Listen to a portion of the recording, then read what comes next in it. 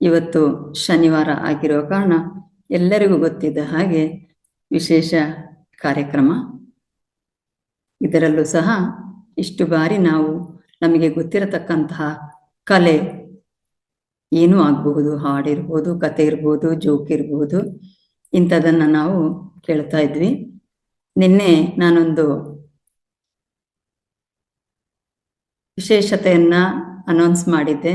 ಏನು ಅಂತಂದ್ರೆ, ಸಾಮಾನ್ಯವಾಗಿ ಈ ಹಾಡು ಹೇಳೋದು, ಕತೆ ಹೇಳೋದನ್ನ ಮಾಡ್ತಾ ಇದ್ದವರು ನಾನು ಬರ್ಕೊಂಡ ಹಾಗೆ ಒಂದು 10 ಜನ ಪ್ರತಿ ಬಾರಿನೂ ಸಹ, ಪ್ರತಿ ವಾರನೂ ಸಹ ಇವರೇ ಮಾಡ್ತಾ ಇದ್ದಾರೆ. ಹೊಸಬ್ರು ಯಾರು ಮುಂದೆ ಬರ್ತಾ ಇಲ್ಲ. ಆದ ಕಾರಣ ಈ ದಿನ ನಾವು ಈಗಾಗಲೇ ಸಾಕಷ್ಟು ಜ್ಞಾನವನ್ನ ವಿವಿಧ ಮಾಸ್ಟರ್ಗಳಿಂದ ಪಡ್ಕೊಂಡಿದ್ದೇವೆ, ಗುರುಗಳಿಂದನೂ ಪಡ್ಕೊಂಡಿದ್ದೇವೆ.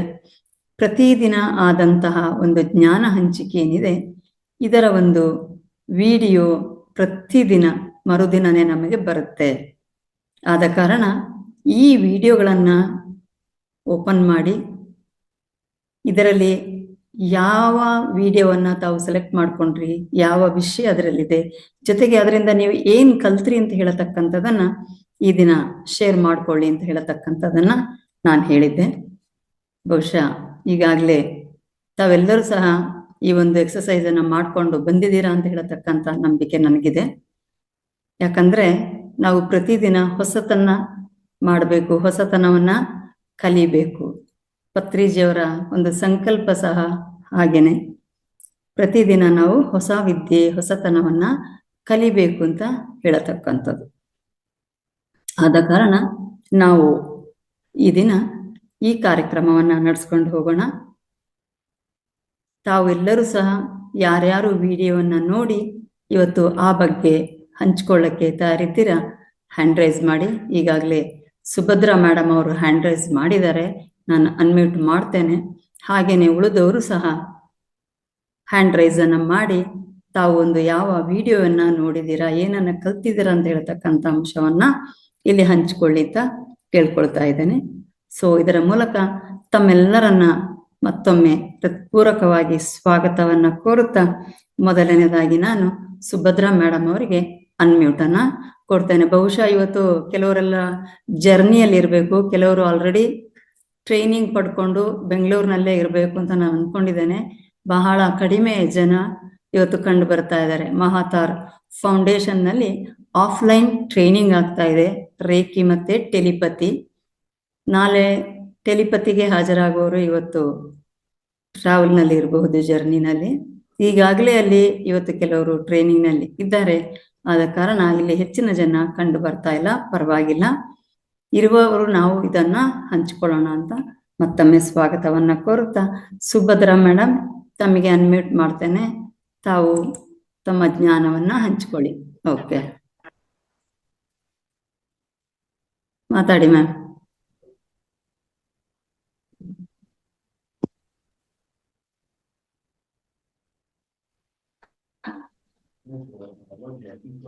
ನಮಸ್ತೆ ಮೇಡಮ್.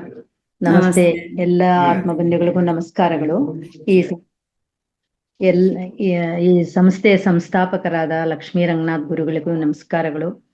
ಪತ್ರಿಜಿಯವರಿಗೂ ಮತ್ತು ಸ್ವರ್ಣಮಾಲಾ ಅಮ್ಮನವರಿಗೂ, ಬಾಬಾಜಿಯವರಿಗೂ ಮತ್ತೆ ಎಲ್ಲ ಗುರು ವೃಂದಕ್ಕೂ ವಂದಿಸುತ್ತಾ, ನಾನು ಈ ದಿನ ವಿಮ್ ಆಫ್ ಅನ್ನೋ ವಿಷಯದ ಬಗ್ಗೆ ತಮ್ಮಲ್ಲಿ ಹಂಚ್ಕೊಳ್ಳಕ್ಕೆ ಇಷ್ಟಪಡ್ತೀನಿ. ಈ ವಿಮ್ ಆಫ್ ಅನ್ನೋದು ಒಂದು ಉಸಿರಾಟ ಕ್ರಿಯೆ. ಇದನ್ನ ಕಂಡಿಡಿದವರು ಹೆಸರೇ ಇದು, ವಿಮ್ ಆಫ್ ಅನ್ನೋರೇ ಕಂಡಿಡ್ದಿದ್ದು ಇದನ್ನ. ಅದು ಯಾವ ಸಿಚುಯೇಷನ್ ಅಲ್ಲಿ ಅವ್ರಿಗೆ ಆಯ್ತು ಅಂದ್ರೆ, ಅವ್ರ ಹೆಂಡತಿ ಸೂಸೈಡ್ ಮಾಡ್ಕೊಂಡ್ಬಿಡ್ತಾರೆ. ಆವಾಗ ಅವ್ರಿಗೆ ಏನ್ ಮಾಡೋಕ್ಕೂ ತೋರದೆ ಅಲ್ಲಿ ತುಂಬಾ ಅಲ್ಲಿನ ಶೀತಲ ಪ್ರದೇಶ ಅದು, ಹೋಗಿ ಐಸ್ ಇದರಲ್ಲಿ ಕೂತ್ಕೊಂಡ್ಬಿಡ್ತಾರೆ. ಕೂತ್ಕೊಂಡಾಗ ಅವ್ರಿಗೆ ಹೊಳೆದು ಅವ್ರು ಮಾಡ್ತಾರೆ, ಈ ತರ ವಿಮ್ ಆಫ್ ಅನ್ನೋ ಎಕ್ಸಸೈಸ್ ಅನ್ನು ಮಾಡ್ತಾರೆ. ಅದನ್ನ ಮುಂದೆ ತಿಳ್ಕೊಳ್ಳೋಣ. ಇದನ್ನ ಮಾಡೋದ್ರಿಂದ ಏನು ಉಪಯೋಗ ಅಂದ್ರೆ, ನಮ್ಗೆ ಡಿಪ್ರೆಷನ್ಗೆ ಹೋದವರು, ಬ್ರೀತಿಂಗ್ ಕಂಟ್ರೋಲ್ ಆಗಬೇಕಾಗಿರೋರು, ಕೋಲ್ಡು ಕಾಫು ಇದೆಲ್ಲ ಕಡಿಮೆ ಆಗುತ್ತೆ, ಇಮ್ಯುನಿಟಿ ಪವರ್ ಹೆಚ್ಚಾಗುತ್ತೆ. ದಿನದಲ್ಲಿ ಇದನ್ನ 4 ಬಾರಿ ಆದ್ರೂ ನಾವು ಮಾಡ್ಕೋಬಹುದು. ಈ ವಿಮ್ ಆಫ್ ಅನ್ನು ಇದನ್ನ ಇವರ ರಹಸ್ಯವನ್ನು ಕಂಡಿಡ್ಬೇಕು ಅಂತ ಎಷ್ಟೋ ಕಡೆ ಎಲ್ಲ ಯೂನಿವರ್ಸಿಟಿಯಲ್ಲಿ ಮತ್ತೆ ಜಗ್ಗಿ ವಾಸುದೇವನ್ ಅವರು, ಸದ್ಗುರು ಅವರು ಸಹ ಇವ್ರನ್ನ ಇಂಟರ್ವ್ಯೂ ಮಾಡಿ ನೋಡ್ತಾರೆ, ಇವರಲ್ಲಿ ರಹಸ್ಯ ಎಲ್ಲ ತಿಳ್ಕೊಳ್ತಾರೆ. ಆವಾಗ ಇದರಿಂದ ಹಾರ್ಟ್ ಬೀಟು ಸರಿಪಡಿಸುತ್ತೆ ಇದು, ಮತ್ತೆ ಬಾಡಿ ರಿಲ್ಯಾಕ್ಸ್ ಆಗುತ್ತೆ, ಸ್ಪೈನ್ಗೆ ಮಸಾಜ್ ಆಗುತ್ತೆ, ಪ್ಯಾರಾಸಿಂಪಥೆಟಿಕ್ ನರ್ವ್ ಸಿಸ್ಟಮ್ ಅನ್ನು ಹೆಚ್ಚಿಸುತ್ತದೆ, ಸಿಂಪಥೆಟಿಕ್ ನರ್ವ್ ಅನ್ನು ಕಾಮ್ ಮಾಡುತ್ತೆ. ಪ್ಯಾರಾಸಿಂಥೆಟಿಕ್ ನರ್ವ್ ಆಕ್ಟಿವ್ ಆದರೆ ನಮಗೆ ತುಂಬ ರಿಲ್ಯಾಕ್ಸೇಷನ್ ಸಿಗುತ್ತೆ ಮಾಸ್ಟರ್ಸ್. ವೇಗಸ್ ನರ್ವ್ ಅನ್ನು ಆಕ್ಟಿವ್ ಮಾಡುತ್ತೆ. ಈ ವೇಗಸ್ ನರ್ವ್ ಅನ್ನೋದು ನಮ್ಮ ಮೆದುಳಿನಲ್ಲಿದೆ. ಅದು ಮೆದುಳಿನ ಕಿವಿಯ ಹಿಂಭಾಗದಿಂದ ನಮ್ಮ ಡೈಜೆಸ್ಟಿವ್ ಇದು ಸಿಸ್ಟಮ್ಗೆ ಹೋಗುತ್ತೆ. ಆ ನರ್ವು ಅದನ್ನು ಸಹ ಆಕ್ಟಿವ್ ಮಾಡುತ್ತೆ. ಜೀವಕೋಶಗಳನ್ನು ಪುನರ್ ನಿರ್ಮಾಣ ಮಾಡುತ್ತೆ. ಇದು ನಮಗೆ ಒಳ್ಳೆಯ ಆರೋಗ್ಯವನ್ನು ಕೊಡುತ್ತದೆ. ಬ್ರೈನ್ ಅನ್ನು ಕಂಟ್ರೋಲ್ ನಾವೇ ಮಾಡ್ಕೊಳ್ಬೋದು, ಆ ಥರ ಇದೆ. ಮತ್ತೆ 2004ರಲ್ಲಿ ರೈನ್ಬೋ ಯೂನಿವರ್ಸಿಟಿಯವರು ಇವ್ರ ಮೇಲೆ ಪ್ರಯೋಗಗಳನ್ನು ಮಾಡ್ತಾರೆ ವಿಮ್ ಆಫ್ ಅವ್ರ ಮೇಲೆ. ಅದರಲ್ಲಿ ಇವರಿಗೆ ಒಂದು ಎಂಡೋಟಾಕ್ಸಿನ್ ಅನ್ನೋ ಬ್ಯಾಕ್ಟೀರಿಯಾನ ಕೊಟ್ಟು, ವಿಷಕರವಾದ ಬ್ಯಾಕ್ಟೀರಿಯಾ ಅದನ್ನು ಕೊಟ್ಟು ಸಹ ಇವ್ರ ಮೇಲೆ ಪ್ರಯೋಗ ಮಾಡಿದಾಗ ಇವ್ರಿಗೇನು ಎಫೆಕ್ಟೇ ಆಗೋದಿಲ್ಲ. ಮತ್ತೆ ಇವರೊಬ್ಬರಿಗೆ ಅಲ್ಲ ಅಂದ್ಬಿಟ್ಟು ಇನ್ನು ಕೆಲವರಿಗೆಲ್ಲ ಕೊಟ್ಟು ಪರೀಕ್ಷೆ ಮಾಡ್ತಾರೆ. ಅದರಲ್ಲಿ ಯಾರಿಗೂ ಏನು ಎಫೆಕ್ಟ್ ಆಗ್ದಿರ ಒಬ್ರಿಗೆ ಮಾತ್ರ ಏನೋ ಸ್ವಲ್ಪ ಕೋಲ್ಡ್ ಆಗುತ್ತೆ ಮಾಸ್ಟರ್ಸ್. ಒಂದ್ಸಲ ಇವರಿಗೆ ಕುದುರೆಯು ಕಾಲಿನಿಂದ ಒದ್ದಾಗ ಎಷ್ಟು ಪೆಟ್ಟಾಗುತ್ತೆ ನಮ್ಗಲ್ವಾ, ಆ ಥರ ಇವ್ರಿಗೆ ಒದ್ದಾಗ ರಿಬ್ಸ್ಗೆ ಒದಿಯುತ್ತೆ. ಆದರೂ ಇವರು ಆ ನೋವನ್ನು ಸಹಿಸ್ಕೊಂಡು ಇರ್ತಾರೆ. ಇದಕ್ಕೆಲ್ಲ ಏನಪ್ಪ ಕಾರಣ ಅಂತ ಕೇಳಿದಾಗ ಇವರು ವಿಮ್ ಆಫ್ ಅನ್ನೋ ಎಕ್ಸಸೈಸ್ ಮಾಡೋದ್ರಿಂದ ಇವರಿಗೆ ಎಷ್ಟು ಸ್ಟ್ರಾಂಗ್ ಆಗಿದ್ದಾರೆ ಅಂತ ಹೇಳ್ತಾರೆ ಮಾಸ್ಟರ್ಸ್. ಈ ವಿಮ್ ಆಫ್ ಅನ್ನು ಮಾಡೋದು ಹೇಗೆ ಅನ್ನೋದನ್ನ ಇವಾಗ ನೋಡೋಣ. ಇದರಲ್ಲಿ 2 ವಿಧಾನ ಇದೆ. ಒಂದರಲ್ಲಿ ನಾವು ತಣ್ಣೀರಿನ ಸ್ನಾನ ಮಾಡಿದಾಗ ನಮಗೆ ಸ್ಟ್ರೆಂತ್ ಬರುತ್ತೆ ಮಾಸ್ಟರ್ಸ್. ಮೊದಲು ಅದನ್ನ ಮಾಡ್ಕೋಬೇಕಾಗತ್ತೆ. ಎರಡನೇದಾಗಿ ಬ್ರೀತಿಂಗ್ ಎಕ್ಸಸೈಸ್. ಇದನ್ನ ಹೇಗೆ ಮಾಡೋದು ಅಂದರೆ ಬಾಯಿಯಿಂದ ಉಸಿರು ತಗೊಂಡು ಫಾಸ್ಟಾಗಿ ಬಿಡೋದು, ಆ ಥರ ಮಾಡೋದು. ನಾನೊಂದ್ಸಲ ಮಾಡಿ ತೋರಿಸ್ತೀನಿ.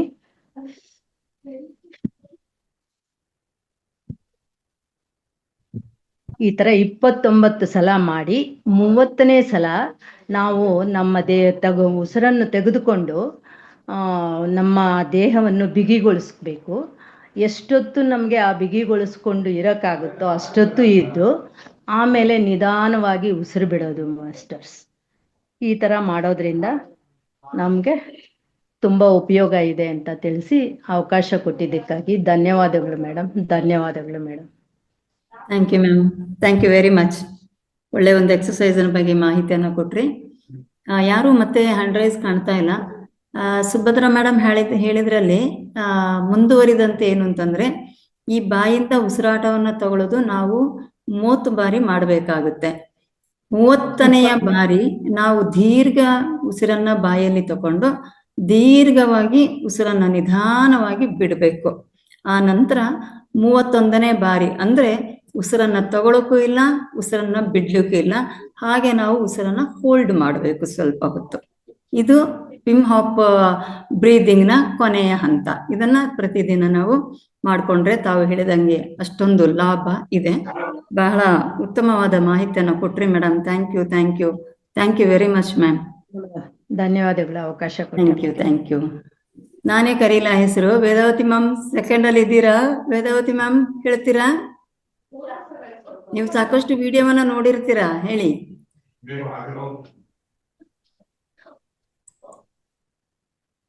ವೇದಾವತಿ ಮೇಡಮ್ಗೆ ಕೊಡ್ತೇನೆ, ಅನ್ಮ್ಯೂಟ್ ಮಾಡ್ತೇನೆ. ಓಕೆ, ಅನ್ಮ್ಯೂಟ್ ಮಾಡ್ಕೊಳ್ಳಿ ಮ್ಯಾಮ್. ಅನ್ಮ್ಯೂಟ್ ಕೊಟ್ಟಿದ್ದೇನೆ, ಮಾಡಿ. ಹಾ, ಮಾತಾಡಿ. ನಮಸ್ತೆ ಮೇಡಮ್. ನಮಸ್ತೆ. ನಾನು ಬೆಳಿಗ್ಗೆ ಈ ನಮ್ಮ ಅಯಾನ್ಸ್ ಬಗ್ಗೆ ಮಾತಾಡಿದೆ. ಹಲೋ, ಯಾವ್ದ ಬಗ್ಗೆ? ಅಯಾನ್ಸ್. ಓಕೆ, ಎಸ್, ಹೇಳಿ. ಅದನ್ನೇ ರಿಪೀಟ್ ಮಾಡ್ಲಾ? ಹ್ಮ್, ಒಂದ್ ನಿಮಿಷ. ಹಾ, ಒಂದೇ ನಿಮಿಷ. ಎಸ್, ಯಾರು ಹಾಕಿದ್ರು ಸರ್? ನಂಜುಂಡಸ್ವಾಮಿ ಸರ್ ಅವರ ಎಕ್ಸೆಲ್ ಇನ್ಹೇಲ್ 2 ಸಹ ಬಾಯಲ್ಲೇ ಆಗಬೇಕು ಅಂತ ಹಾಕಿದ್ದು. ಎಸ್, 2 ಸಹ ಬಾಯಿಂದನೇ ಆಗಬೇಕು. ಇನ್ಹೇಲ್ ಮತ್ತೆ ಎಕ್ಸೆಲ್ 2 ಸಹ ವಿಮ್ ಹಾಫ್ ಮೆಥಡ್ ನಲ್ಲಿ 2 ಸಹ ಬಾಯಿಂದನೇ ಆಗಬೇಕು.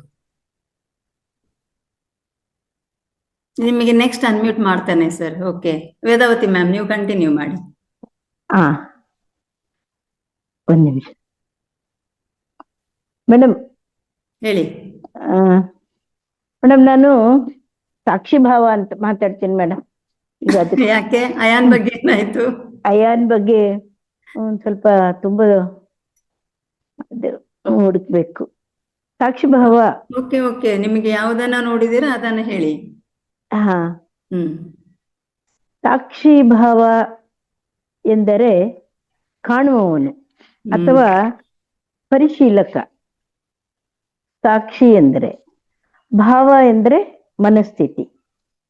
ಅಂದರೆ ನಮ್ಮೊಳಗೆ ನಡೆಯುವ ಎಲ್ಲ ಚಿಂತನೆಗಳು, ಭಾವನೆಗಳು, ಅನುಭವಗಳನ್ನು ತಲೆ ಕೆಡಿಸಿಕೊಳ್ಳದೆ, ಅಂಟಿಕೊಳ್ಳದೆ ಕೇವಲ ನೋಡುವ ಪರಿಸ್ಥಿತಿ. ಸಾಕ್ಷಿ ಭಾವದ ಮೂಲ ಅರ್ಥ, ನಾವು ಸಾಮಾನ್ಯವಾಗಿ ಕೋಪ ಬಂದ್ರೆ ನಾನು ಕೋಪದಲ್ಲಿದ್ದೇನೆ ಅಂತ ಅನುಭವಿಸ್ಕೊಳ್ತೀವಿ. ದುಃಖ ಬಂದ್ರೆ ನಾನು ದುಃಖಿಯಾಗಿದ್ದೇನೆ ಅಂತ ಭಾವಿಸ್ತೀವಿ. ಆದ್ರೆ ಸಾಕ್ಷಿ ಭಾವದಲ್ಲಿ ನಾವು ಹೇಳ್ಕೊಳ್ತೀವಿ, ನನ್ನೊಳಗೆ ಕೋಪ ಬರ್ತಿದೆ, ನನ್ನ ಮನಸ್ಸಲ್ಲಿ ದುಃಖ ನಡೀತಿದೆ ಅಂತ ನಮ್ಮನ್ನು ಭಾವನೆಗಳಿಂದ ಬೇರ್ಪಡಿಸಿ ನೋಡೋದು.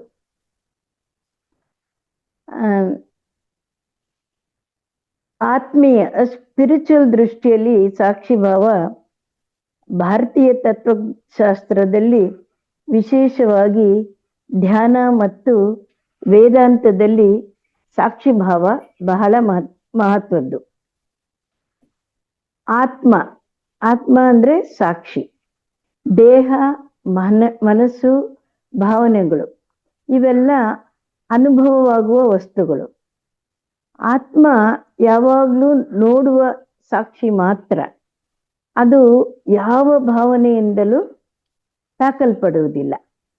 ಇದು ನಾನು ದೇಹವಲ್ಲ, ಮನಸ್ಸಲ್ಲ, ನಾನು ಸಾಕ್ಷಿ ಎಂಬ ಅರಿವಿಗೆ ಕರೆದೊಯ್ಯುತ್ತದೆ. ಇದು ಮನಶಾಸ್ತ್ರದ ದೃಷ್ಟಿಯಲ್ಲಿ ಸಾಕ್ಷಿ ಭಾವ ಅಂದ್ರೆ ಮೈಂಡ್ಫುಲ್ನೆಸ್, ಜಾಗೃತ ಮನಸ್ಸು. ಇದು ಆಲೋಚನೆಗಳನ್ನು ತಡೆಯುವುದಿಲ್ಲ, ಅವುಗಳನ್ನು ತೀರ್ಪು ಕೊಡದೆ ಗಮನಿಸುತ್ತೇವೆ. ಹೀಗಾಗಿ ಒತ್ತಡ, ಆತಂಕ ಕಡಿಮೆ ಆಗುತ್ತದೆ.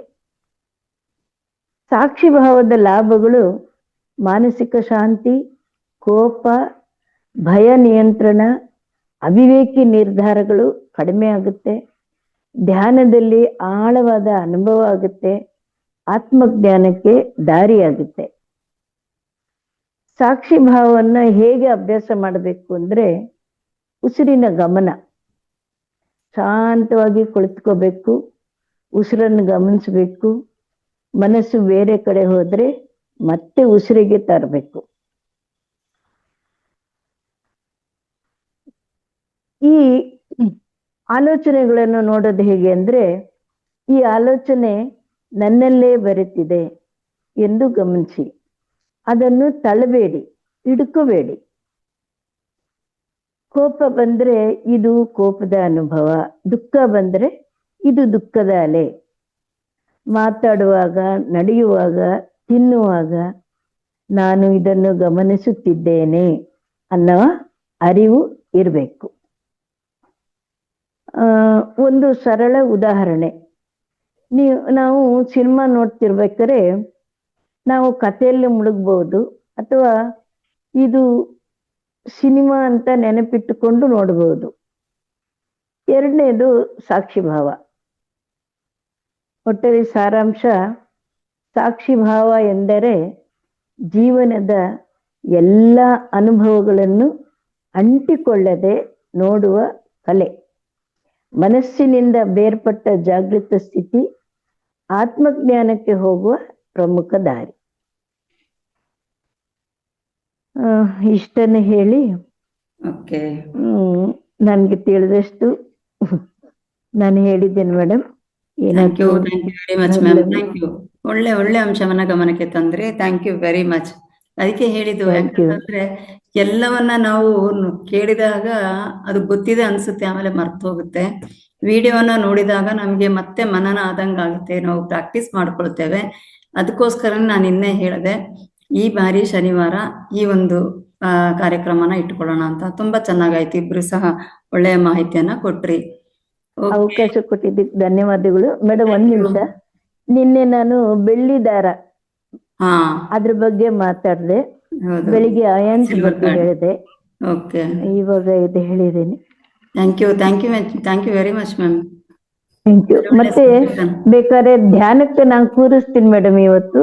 Okay madam, you are welcome. ನಾನು ಧ್ಯಾನ ಮಾಡ್ಕೋಬಹುದು ಅದಕ್ಕೋಸ್ಕರ. Okay ma'am, you are welcome. ಈ ತರ ಮುಂದೆ ಬರ್ಬೇಕು ನಾನು ಅನ್ಕೋತೇನೆ. ಮೊನ್ನೆ ನಂದಾ ಮೇಡಮ್ ಹೇಳ್ತಾ ಇದ್ರಲ್ಲ, ನಾವು ಮಾಡಿಸುವವರಿಗೆ, ಹೋಸ್ಟ್ ಮಾಡುವವರಿಗೆ ಧ್ಯಾನನೇ ಆಗುದಿಲ್ಲ, ನಾವು ಬೇರೆ ಟೈಮಲ್ಲಿ ಮಾಡ್ಕೋಬೇಕು. ಇವತ್ತು ದಯಮಾಡಿ ನೀವು ಮಾಡಿ. ನಾನು ಅನ್ಕೊಳ್ತೀನಿ, ಪಾಪ ಇವರೆಲ್ಲ ಮಾಡಿಸ್ತಾರೆ, ಇವ್ರು ಯಾವಾಗ ಮಾಡ್ತಾರೆ ಅಂತ ನನ್ಗೂ ಅನ್ಸುತ್ತೆ. ನಾನು ಬೇರೆ ಟೈಮ್ನಲ್ಲಿ ಮಾಡ್ಕೊಳ್ತೇನೆ, ಬಟ್ ಈ ತರ ಒಟ್ಟಿಗೆ ಆಗುದಿಲ್ಲ ಅಲ್ಲ. ಗ್ರೂಪ್ ಆದ್ರೆ ಸ್ವಲ್ಪ ಜಾಸ್ತಿ ಎನರ್ಜಿ ಇರುತ್ತೆ. I am so happy. Okay madam, ಮಾಡಿ ಇವತ್ತು. So Nagaratna ma'am, Nagaratna madam unmute ಮಾಡ್ಕೊಳ್ಳಿ, ಮಾತಾಡಿ ಮ್ಯಾಮ್. ನಮಸ್ತೆ. ಬೆಳಗ್ಗೆ ನೀವು ನೆನೆ ಹೇಳಿದ್ದು, ನೀವು ಬರೀ ಹಾಡು ಕತೆ ಕವನ ಬೇಡ, ನೀವೇನ್ ಕಲ್ತ್ಕೊಂಡ್ವಿ ಸಂಸ್ಥೆಗೆ ಬಂದ್ಮೇಲೆ, ಏನ್ ಪರಿವರ್ತನೆ ಆಯ್ತು ಅದ್ರ ಬಗ್ಗೆ ಮಾತಾಡೋಣ ಅಂತ ಅಂದ್ರಿ.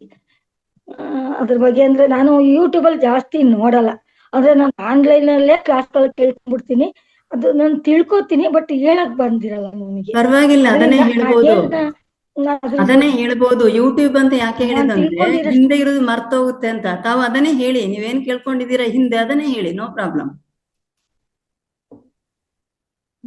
ಅದೇ ನಾನು ಇಲ್ಲಿ ಮಹೋತ್ಸವ ಫೌಂಡೇಶನ್ ಸೇರ್ಕೊಂಡ್ಮೇಲೆ ನಂದು ನನ್ ಏನಪ್ಪಾ ಅಂತಂದ್ರೆ, ಗುರುಗಳ ಕ್ಲಾಸ್ನ ನಾನು ಲೈವ್ ಅಲ್ಲೇ ನೋಡೋದ್ರಿಂದ ನಾನು ಯೂಟ್ಯೂಬ್ ನ ಹೆಚ್ಚಿಗೆ ನೋಡಕ್ ಹೋಗಲ್ಲ. ಯಾಕೆಂದ್ರೆ ನಾನು ಎಲ್ಲ ಸಾಮಾನ್ಯವಾಗಿ 75% ಎಲ್ಲ ಕ್ಲಾಸ್ಗಳನ್ನ ಅಟೆಂಡ್ ಮಾಡ್ತೀನಿ. ಅದು ಗುರುಗಳದ್ದು ಇದ್ದಾಗನಕ ತುಂಬಾ ರಂಗನಾಥ್ ಸರ್ ಕ್ಲಾಸ್ ತುಂಬಾ ಇಂಟ್ರೆಸ್ಟ್ ಆಗಿ ನೋಡ್ತಾ ಇರ್ತೀನಿ. ಯಾಕೆಂದ್ರೆ ಅವರು ಮಾತಾಡುವಂತದ್ದು ಎಲ್ಲೂ ಕೇಳಿಸ್ಕೊಂಡಿಲ್ಲ. ಅವ್ರ ಪರವಾಗಿಲ್ಲ, ನೀವು ಅದನ್ನೇ ಹೇಳಿ ಅಂತ ನಾನು ಹೇಳ್ತಾ ಇದ್ದೇನೆ. ನಾಗರತ್ನ ಮೇಡಮ್, ಗುರುಗಳು ಹೇಳಿದನ್ನೇ ನೀವು ಯಾವ ವಿಷಯವನ್ನ ಆಯ್ಕೆ ಮಾಡ್ಕೋತೀರಾ ಅದ್ರ ಬಗ್ಗೆ ಹೇಳಿ ಈಗ.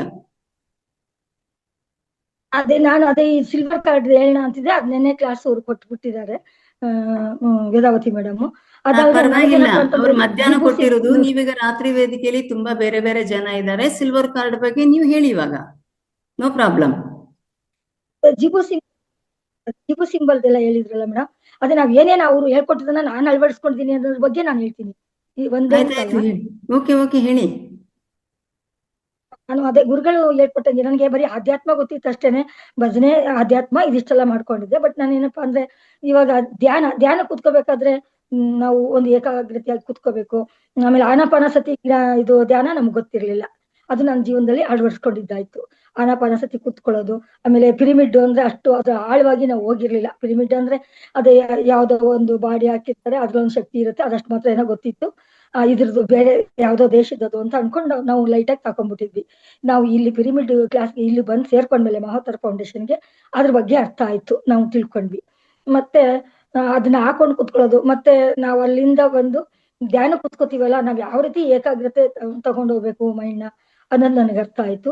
ಜಿಬು ಸಿಂಬಲ್ ಅಲ್ಲಿ ನಾನು ಇವಾಗ ಮೊದ್ಲೆಲ್ಲ ರಂಗೋಲಿ ತರ ಏನೋ ಡಿಸೈನ್ ರಂಗೋಲಿಗಳೆಲ್ಲ ಹಾಕ್ತಿವಲ್ಲ, ಆ ತರ ಗಣೇಶದ್ದು ಓಂಕಾರ ಶ್ರೀಕಾರ ಇದೆಲ್ಲ ಹಾಕ್ತಾ ಇದ್ವಿ. ಜಿಬು ಸಿಂಬಲ್ ಇಂದ ಹಾಕಿದಾಗ ಅದನ್ನ ನಾವು ಅಬ್ಸರ್ವ್ ಮಾಡ್ತಾ ಇದ್ರೆ ಅದು ನಮ್ಗೆ ಹೆಲ್ಪ್ ಆಗುತ್ತೆ. ಜಿಬು ಸಿಂಬಲ್ ಯಾವ್ದು 3, 4, 5, 6 ಜಿಬು ಸಿಂಬಲ್ಗಳನ್ನ ಅವರು ಸರು ತೋರಿಸಿದ್ರು. ನಮ್ಗೆ ಅದು ಹೇಳಕಂದ್ರೆ ಅದು ಹೇಳಿದ್ನಲ್ಲ ಮೇಡಮ್, ನನಗೆ ಗೊತ್ತಾಗಿರಲ್ಲ. ಅದು ನಾನು ಯೂಸ್ ಮಾಡ್ತಾ ಇರೋದು ರಂಗೋಲಿ ತರನು ಹಾಕ್ಬೋದಾ ಅಂತ ಕೇಳ್ಕೊಂಡಿದ್ದೆ ಅವತ್ತೇನೆ. ನಾವು ಬಾಗ್ಲ ರಂಗೋಲಿ ಹಾಕ್ತಿವಲ್ಲ, ಯಾಕೆಂದ್ರೆ ಅದನ್ನ ಅಬ್ಸರ್ವ್ ಮಾಡ್ಬೇಕು ನಾವ್ ಯಾವಾಗ್ಲೂ ಅನ್ನೋದೊಂದು ಹೇಳಿತ್ತು. ನಾವು ಹೋಗ್ತಾ ಬರ್ತಾ ಬಾಗ್ಲಿಗೂ ಮನೆಗೂ ತಿರ್ಗಾಡ್ತಿರ್ತೀವಿ, ದೇವ್ರ ಮನೆಗೆ ಹೋಗ್ತೀವಿ, ಅರ್ಧ ಗಂಟೆ 3/4 ಗಂಟೆ ಕೂತಿರ್ತೀವಿ. ಅದನ್ನ ಅಲ್ಲಿ ಹಾಕೋಬಹುದಾ ಅಂತ ಸರ್ನ ಕೇಳಿದ್ದೆ. ಹೌದು, ನೀವೆಲ್ಲಾದ್ರೂ ಹಾಕೋಬಹುದು ಅಂತ ಹೇಳಿದ್ರು. ಜೊತೆಗೆ ಮೇಡಮ್ ಕೂಡ ಹೇಳಿದ್ರು, ರೇಖಿ ಮೇಡಮ್, ರೇಖಿ ಅದು ಭಾರತಿ ಮೇಡಮ್ ಹೇಳ್ತಾರಲ್ಲ, ಅವರು ಕೂಡ ಒಂದ್ 2 ಸಿಂಬಲ್ಗಳೆಲ್ಲ ಕೊಟ್ಟಿದ್ರು. ಅದರಿಂದ ನಾನು ರಂಗೋಲಿ ಹಾಕ್ಬೇಕಾದ್ರೆ ಓಂಕಾರ, ಶ್ರೀಕಾರ, ವಿಷ್ಣು ಚಕ್ರ ಇದೆಲ್ಲ ಹಾಕ್ತಿದ್ ಜೊತೆಗೆ ಈ ಜಿಗು ಸಿಂಬಲ್ನು ನಾನು ಅಳವಡಿಸ್ಕೊಂಡೆ. ನನಗೆ ತುಂಬಾ ಇಷ್ಟ ಆಗುತ್ತೆ. ಅದರಿಂದ ನಾನು ಒಂಥರ ಮೇಲೆ ಕೈ ಮೇಲೆಲ್ಲ ಬರ್ಕೊಳ್ಳೋದು, ಅದೇ ಜಿಗು ಸಿಂಬಲ್ ಕೂಡ ಕೈ ಮೇಲೆಲ್ಲ ಬರ್ಕೊಂಡಿರ್ತೀನಿ. ಇದು ಎಲ್ಲ ನನಗೆ ರಂಗನಾಥ್ ಸರ್ ಹೇಳಿದ್ದು ನನಗೆ ಉಪಯೋಗ ಆಯ್ತು ಅಂತ ಅನ್ಕೋತೀನಿ. ಎಲ್ಲದಕ್ಕಿಂತ ನನಗೆ ಇನ್ನೊಂದೇನಪ್ಪಾ ಅಂತಂದ್ರೆ ಯೂರಿನ್ ಅವರು ಹೇಳಿದ್ರಲ್ಲ ಚಿಕಿತ್ಸೆ, ನಂಗೆ ಶಿವಂಬು ಅಂತ ಗೊತ್ತಿಲ್ಲ. ಅದೇ ಯೂರಿನ್ ಏನೋ ಸವರ್ಕೋಬೇಕು, ಅದು ಕಾಲು ಗಾಯ ಆದಾಗೆಲ್ಲ ಹಾಕೊಳ್ಳೋದು, ಇದಿಷ್ಟು ಗೊತ್ತಿತ್ತು. ತುಂಬಾ ಹಳೆಯ ಕಾಲದವ್ರು ಹೇಳ್ತಿದ್ರು, ಅದು ಗೊತ್ತಿತ್ತು. ನಾನು ಹುಬ್ಳಿನಲ್ಲಿ ಹೋಗಿ ನಾನು ಅವತ್ತು ಕ್ಲಾಸ್ ಕೊಟ್ಟಾಗ ಅನ್ನಿಸ್ತು, ಇನ್ನು ಒಂಥರ ಭಯ, ನಾಚಿಕೆ ಎಲ್ಲ ಆಗೋದು. ಯಾಕೆಂದ್ರೆ ಇಷ್ಟೊಂದು ಮಡಿ ಆಡ್ತಾಳೆ, ಇವ್ರು ಎಷ್ಟು ಜನ ಕೇಳಿದಾರೆ ನನಗೆ, ಮಂತ್ರ ಹೇಳ್ತೀರಿ, ಇದೆಲ್ಲ ಮಾಡ್ತೀರಿ, ಅದ್ ಹೆಂಗ ನೀವು ಅದನ್ನ ಯೂಸ್ ಮಾಡ್ತೀರಿ ಅಂತ. ಬಟ್ ಮಂತ್ರ ಹೇಳೋದು ಆ ಟೈಮ್ಗೆ ಅದು ಒಳಗಡೆನೆ ಇದ್ದಾಗ ಮಂತ್ರ ಹೇಳ್ತೀವಲ್ವಾ, ಯೂರಿನ್ ಕೋಶ ನಮ್ ದೇಹದ ಒಳಗಡೆನೆ ಇರುತ್ತೆ, ಅದನ್ನ ಅರ್ಥ ಮಾಡ್ಕೊಂಡೆ ನಾನು. ಅದು ಅದು ಈಚೆ ಬಂದಾಗ ಅದು ನಮ್ಗೆ ಅಸಹ್ಯವಾಗಿ ಕಾಣಿಸುತ್ತೆ, ಬಟ್ ಅದು ಒಳಗಡೆನೆ ಇರುತ್ತಲ್ವಾ, ಅದು ಒಂದು ಕೋಶ. ಅದು ನಾವು ಒಂದ್ ಪಕ್ಕದಲ್ಲಿ ಮೂಟೆ ತರ ಇಟ್ಕೊಂಡಿರ್ತೀವಿ, ಅದನ್ನು 1, 2 ಎಲ್ಲ ನಮ್ ಶರೀರದ ಒಳಗಡೆನೆ ಇರುತ್ತೆ. ಅದು ಈಚೆ ಬಂದ್ಮೇಲೆ ಅದು ಗೊತ್ತಾಗೋದು, ಅದ್ರದ್ದು ವಾಸನೆ, ಅದ್ರದ್ದು ಅಶುಚಿ ಅನ್ನೋದೆಲ್ಲ ಗೊತ್ತಾಗೋದು. ಬಟ್ ಒಳಗಡೆ ಇರುತ್ತಲ್ವಾ, ನಾವು ಸ್ನಾನ ಮಾಡ್ಕೊಂಡ್ ಬಂದ್ಬಿಡ್ತೀವಿ ಬೆಳಗ್ಗೆ, ಅದು ಒಳಗೇನೆ ಇರುತ್ತೆ, ಆದ್ರೆ ಶುಚಿ ಆಗಿರಲ್ಲ. ಈಗ ನಮ್ಮ ವೈಜ್ಞಾನಿಕವಾಗಿ ನೋಡಿದಾಗ ಅದು ಪೂರ್ತಿ ಬೆಳಗ್ಗೆ 5 ಗಂಟೆಗೆ 4 ಗಂಟೆಗೆ ನಾವು ಹೇಳ್ತೀವಿ, ಮುಖ ತೊಳ್ಕೊಂಬರ್ತೀವಿ, ಒಂದೊಂದ್ಸ ಮೋಷನ್ ಹೋಗಿರ್ತೀವಿ, ಹೋಗಿರಲ್ಲ, ಇದೆಲ್ಲ ಆಗಿರುತ್ತೆ. ಅದು ನಾವು ದೇವ್ರ ಪೂಜೆ ಮಾಡ್ತೀವಲ್ವಾ, ಅದನ್ನೆಲ್ಲ ಅನ್ಕೊಂಡು ಹೌದು ಇವರೆಲ್ಲ ಹೇಳಿದೆಲ್ಲ ಸರಿ ಅಂತ ಅದನ್ನ ಒಪ್ಕೊಂಡೆ. ಜೊತೆಗೆ ಯೂರಿನ್ ಚಿಕಿತ್ಸೆ ಅಂದ್ರೆ ಅದೇ ಶಿವಂಬು ಅಂತ ಗೊತ್ತಾಯ್ತು. ಶಿವನೇ ಪಾರ್ವತಿಗೆ ಹೇಳ್ದ ಅನ್ನೋದನ್ನ 2 ಸರಿ 3 ಸರಿ ಮೇಡಮ್ ನಂದಿನಿ ಮೇಡಮ್ ಹೇಳಿದ್ರು, ಆ ಕ್ಲಾಸಲ್ಲಿ ಕೇಳಿದ್ದೆ. ನಂದಾ ಮೇಡಮ್ ಹೇಳಿದ್ರು.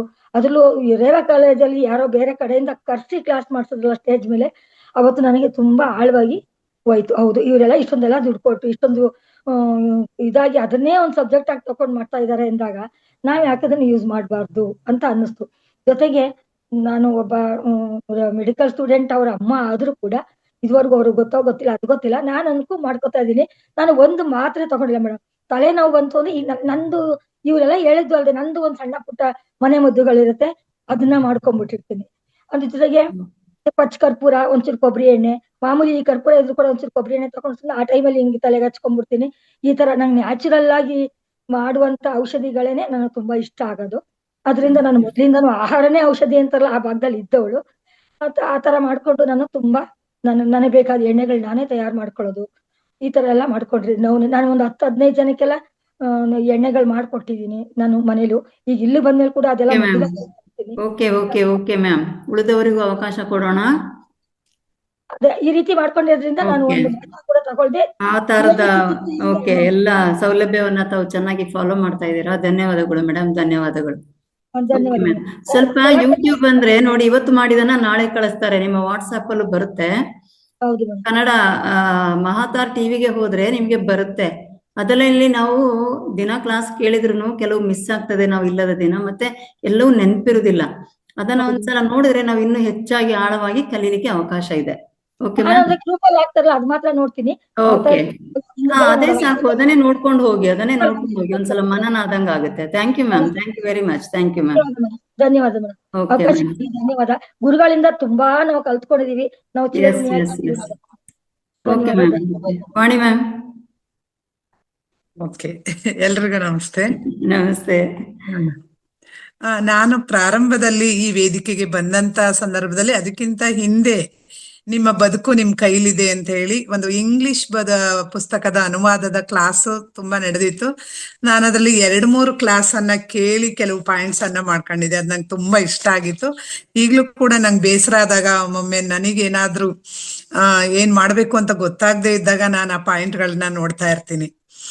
ಅಲ್ಲಿ ಬಂದಂತದ್ನ ನನಗೆ ಹೇಗ್ ಅರ್ಥ ಆಯ್ತು ಹಾಗೆ ಅದನ್ನ ನಾನು ಮಾಡ್ತಾ ಹೋಗಿದ್ದೀನಿ. ಅದೇನಂದ್ರೆ ಎಲ್ಲರ ಮಾತನ್ನ ಕೇಳಿಸ್ಕೋಬೇಕು, ಆದ್ರೆ ನಮ್ಮದೇ ಆದ ಧ್ವನಿಯನ್ನ ನಾವು ಸ್ಥಾಪಿಸ್ಕೋಬೇಕು. ಹಾಗೆ ಎಲ್ಲರ ಹಾಡನ್ನ ಕೇಳಿಸ್ಕೊಂಡು ನಮ್ಮದೇ ಆದ ಕಾವ್ಯವನ್ನ ಸೃಷ್ಟಿ ಮಾಡ್ಕೋಬೇಕು.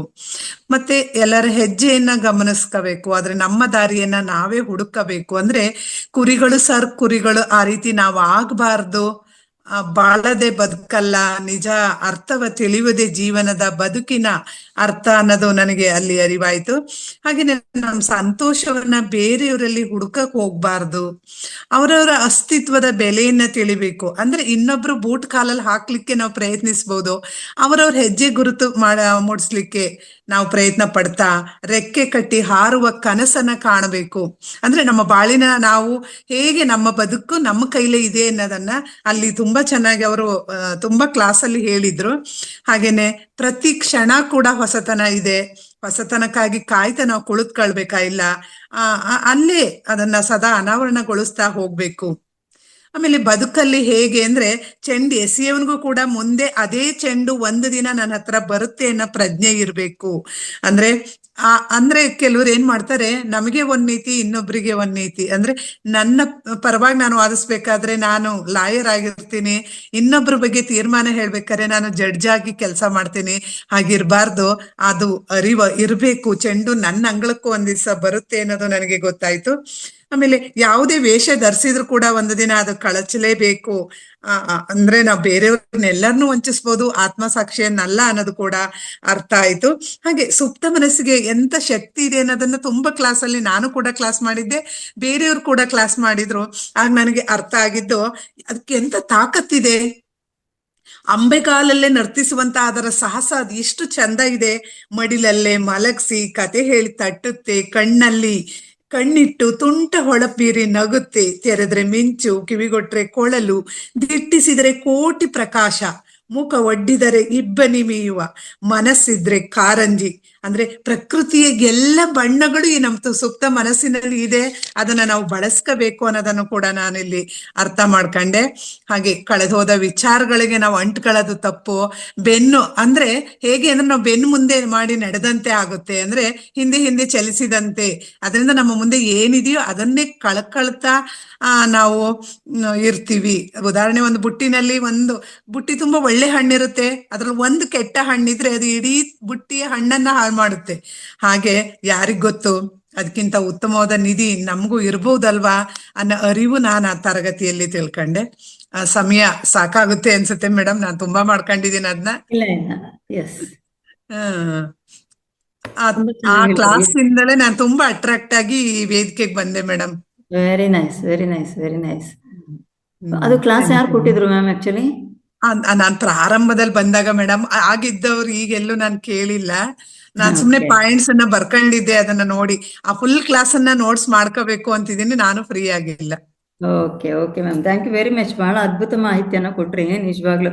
ಅದೇ ಹೇಳುದು, ಈಗ ಆ ಟೈಮ್ ನಲ್ಲಿ ನಾವೆಲ್ಲ ಇರ್ಲಿಲ್ಲ ಅನ್ಸುತ್ತೆ, ನಾವು ಅದನ್ನ ಕೇಳಲಿಲ್ಲ. ತಿಳ್ಕೊಂಡಾಗ ಇನ್ನು ಸರ್ಚ್ ಮಾಡ್ಬೋದು ಆಕ್ಚುಲಿ. ಅದಕ್ಕೆ ಹೇಳಿದ್ರು ಈ ತರ ಎಲ್ಲ ಈ ಹಳೆ ವಿಡಿಯೋಗಳು ತುಂಬಾನೇ ಇದೆ. ಸೊ ಇದನ್ನೆಲ್ಲ ಒಂದೊಂದೇ ಹೇಳಿದಾಗ ನಮ್ಗೆ ಆಸಕ್ತಿ ಹುಟ್ಟುತ್ತೆ, ಹೆಚ್ಚು ಕಲ್ತ್ಕೋಬೇಕು ಅನ್ಸುತ್ತೆ. ಸೊ ಆದ ಕಾರಣ ಇದು ಒಂದು ಹೆಲ್ಪ್ ಆಗ್ತದೆ ಅಂತ ನನ್ಗೆ ಅನ್ಸಿತ್ತು. Okay, thank you very much Vani ma'am, thank you very much. Okay ma'am, thank you. Next ಯಾರು ಹ್ಯಾಂಡ್ ರೈಸ್? ಅನ್ನಪೂರ್ಣ ಮೇಡಮ್ ಅವರು ಮಾತಾಡ್ತೀರಾ? ನಂದಾ ಮೇಡಮ್ ಹ್ಯಾಂಡ್ ರೈಸ್ ಮಾಡಿದ್ರೆ ನಾನು ಅನ್ಮ್ಯೂಟ್ ಮಾಡ್ತೇನೆ.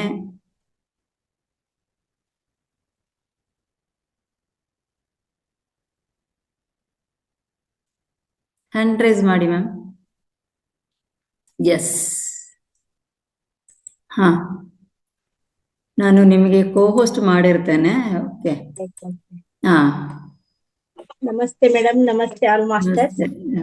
ನಾನು ಸ್ವರ ವಿಜ್ಞಾನ ಪ್ರತಿದಿನ ಸ್ವರದ ಬಗ್ಗೆ ನಾನು ಹಾಕ್ತಾ ಇರ್ತೇನೆ. ಯಾವ ಸ್ವರ ಎಷ್ಟೊತ್ತಿಗೆ ಇರುತ್ತೆ, ಅವಾಗ ಯಾವ್ದು ನಾವು ಇಡನಾಡಿನ ಅಥವಾ ಪಿಂಗಳ ನಾಡಿನ ಆಕ್ಟಿವ್ ಮಾಡ್ಕೋಬೇಕಂದು ಸ್ವರ ವಿಜ್ಞಾನದ ಬಗ್ಗೆ ಹಿನ್ನೆಲೆಯನ್ನ ನಾನು ಸ್ವಲ್ಪ ಹೇಳಲಿಕ್ಕೆ ಅಲ್ಲೇ ಹಿಂದೆ ಗುರುಜಿಯವ್ರು ಕೊಟ್ಟಿದ್ದ ಕ್ಲಾಸು ಅದು ವಿಡಿಯೋ ನೋಡಿದ್ದೀನಿ. ಅದನ್ನ ಇಲ್ಲಿ ಹೇಳಲಿಕ್ಕೆ ನಾನು ಇವತ್ತ ಆಯ್ಕೆ ಮಾಡ್ಕೊಂಡಿದ್ದೀನಿ. ಮಾನವರು ಮಹಾತ್ಮರು ಆಗಬೇಕಂದ್ರೆ ಸ್ವರ ವಿಜ್ಞಾನವನ್ನ ನಾವು ಮುಖ್ಯವಾಗಿ ಅಳವಡಿಸಿಕೊಳ್ಳೇಬೇಕು. ಇದನ್ನ ಅಳವಡಿಸಿಕೊಂಡಾಗ ಇದನ್ನ ನಾವು ಮಾನವರಿದ್ದರೂ ಕೂಡ ಮಹಾತ್ಮರಾಗಬಹುದು ಅಂತ ಅಲ್ಲಿ ತಿಳಿಸಿದ್ದಾರೆ. ಉದಾಹರಣೆಗೆ ಈಗ ಕೈವಾರ ತಾತವರು ಕಾಲಜ್ಞಾನವನ್ನ ಬರೆದಿದ್ದಾರೆ. ಅವರು ಕಾಲಜ್ಞಾನ ಬರಿಬೇಕಂದ್ರೆ ಅವರೆಲ್ಲ ಋಷಿ ಮುನಿಗಳು, ಮಹಾತ್ಮರು, ಯೋಗಿಗಳು ಅವರೆಲ್ಲರೂ ಕೂಡ ಸ್ವರ ವಿಜ್ಞಾನವನ್ನ ಚೆನ್ನಾಗಿ ಬಳಸ್ಕೊಂಡಿದ್ರು, ಅಳವಡಿಸ್ಕೊಂಡಾಗ ಅವರು ಈ ಕಾಲಜ್ಞಾನ ಹಿಂದೆ ಏನಾಗುತ್ತೆ, ಮುಂದೆ ನಮ್ಗೆ ಶತಮಾನಗಳಿಂದನೂ ಮುಂದೆ ಏನಾಗ್ತದೆ ಅಂತ ಅನ್ನೋದನ್ನ ಕಾಲಜ್ಞಾನದಲ್ಲಿ ಬರೆದಿಟ್ಟಿದ್ದಾರೆ. ಅಂದ್ರೆ ಅವರು ಸ್ವರ ವಿಜ್ಞಾನ ಯೋಗಿಗಳಾಗಿದ್ರು. ಆಗ ಮಾತ್ರ ಅದನ್ನ ಅವರು ತಿಳಿದುಕೊಂಡಿದ್ರು. ಕಾಲಜ್ಞಾನ ಬರೆಯಬೇಕಂದ್ರೆ ಸ್ವರಜ್ಞಾನ ಇದ್ದರೆ ಸಾಕು. ಸ್ವರಜ್ಞಾನ ಯಾರಿಗೆ ಗೊತ್ತಿದೆಯೋ ಅವರೆಲ್ಲ ಹಿಂದೆ ಏನಾಗಿದೆ, ಮುಂದೆ ಏನಾಗುತ್ತದೆ, ಈ ಕ್ಷಣದಲ್ಲಿ ಏನ್ ನಡೀತಾ ಇದೆ ಅಂತ ಅನ್ನೋದನ್ನ ಅವರ ಸ್ವರ ಅಂದ್ರೆ ಒಂದು ಪ್ರಶ್ನೆ ಕೇಳಲಿಕ್ಕೆ ಅವಾಗ ಹೋಗ್ತಿದ್ರು, ಸ್ವಾಮೀಜಿಯವ್ರ ಹತ್ರ ಹೋಗ್ತಿದ್ರು, ಅಥವಾ ಈಗ ಯಾರಾದ್ರೂ ಅವ್ರ ಹತ್ರ ಕಾಲಜ್ಞಾನಿಗಳ ಹತ್ರ ಸ್ವಾಮಿ ಹೋದಾಗ ಒಂದ್ ಕ್ವಶನ್ ಆಗ್ತಿದ್ರು, ನಮ್ಗೆ ಹಿಂಗಾಗಿದೆ ಅದಕ್ಕೆ ಏನ್ ಸೊಲ್ಯೂಷನ್ ಅಂತ ಕೇಳ್ತಾ ಇದ್ದಾಗ ನಾ ಅಜ್ಜಿಯರು ಮುತ್ತಜ್ಜರು ನಾವು ಕೇಳ್ತಾ ಏನಾದ್ರು ಬಂದ್ರೆ ಅಲ್ಲಿ ಹೋಗ್ತಿದ್ರು. ಅವ್ರು ಕೇಳಿದಾಗ ಅವ್ರೇನು ಒಂದು ಈ ಕೆಲಸ ನಿಮ್ದು ಆಗುತ್ತೆ ಇಲ್ಲ, ಅಥವಾ ಇನ್ನು 2 ತಿಂಗಳು ಬಿಟ್ಟು ಮಾಡಿ, ಹಿಂಗೇನಾದ್ರು ಒಂದು ಉತ್ತರ ಕೊಡ್ತಾ ಇದ್ರು ಆ ಪ್ರಶ್ನೆಗೆ.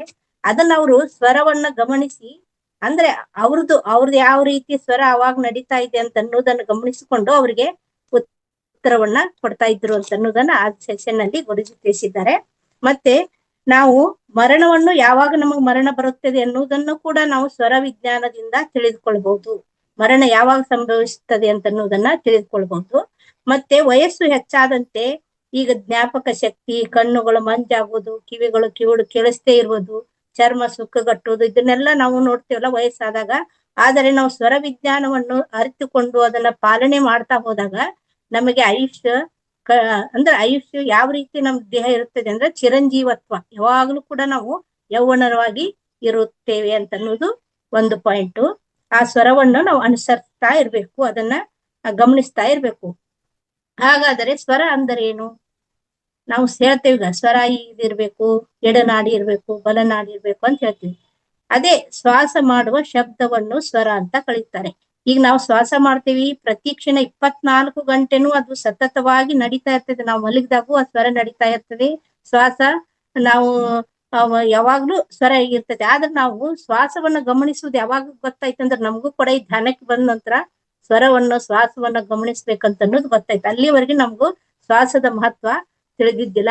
ಅವಾಗ ಅದನ್ನ ನಾವು ಏನು ಉಚ್ಛ್ವಾಸ ನಿಶ್ವಾಸ, ಏನು ಉಸಿರನ್ನು ತಗೋತೇವಿ, ಉಸಿರನ್ನು ಬಿಡ್ತೇವಿ, ಅದನ್ನು ಪೂರಕ ರೇಚಕ ಅಂತನೂ ಹೇಳ್ತೇವೆ ನಾವು. ಅದನ್ನ ನಾವು ಗಮನಿಸ್ತಾ ಹೋದಾಗ ಅದು ಒಂದು ಸ್ವರ, ಅಂದ್ರೆ ಅಲ್ಲಿ ಒಂದು ಶಬ್ದ ಬರುತ್ತದೆ. ಆ ಶಬ್ದವನ್ನು ನಾವು ಗಮನಿಸುವುದೇ ಇಲ್ಲಿ ಸ್ವರ ವಿಜ್ಞಾನ. ಉಸಿರು ಹೊರಗಡೆ ಬಿಡುವುದು, ಉಸಿರನ್ನ ತೆಗೆದುಕೊಳ್ಳುವುದು, ಮತ್ತೆ ಅದನ್ನ ಹಿಡಿದಾಗ ಉಸಿರು ತೆಗೆದುಕೊಂಡು ಹೇಳ್ತಾರಲ್ಲ ಅಲ್ಲಿ ಕುಂಭಕ ಅಂತ ಹೇಳ್ತೇವಲ್ಲ, ನಾವು ಬಂಧಿಸುವುದು ಅದನ್ನ ನಮ್ಮ ದೇಹದಲ್ಲಿ, ಅದನ್ನೇ ಕುಂಭಕ ಅಂತ ಹೇಳ್ತೇವೆ. ಅದನ್ನ ಹಿಡಿದುಕೊಂಡು ಬಿಡುವುದು. ಈ ರೀತಿ ಮಾಡೋದನ್ನ ನಾವು ಗಮನಿಸ್ತಾ ಹೋಗೋದು.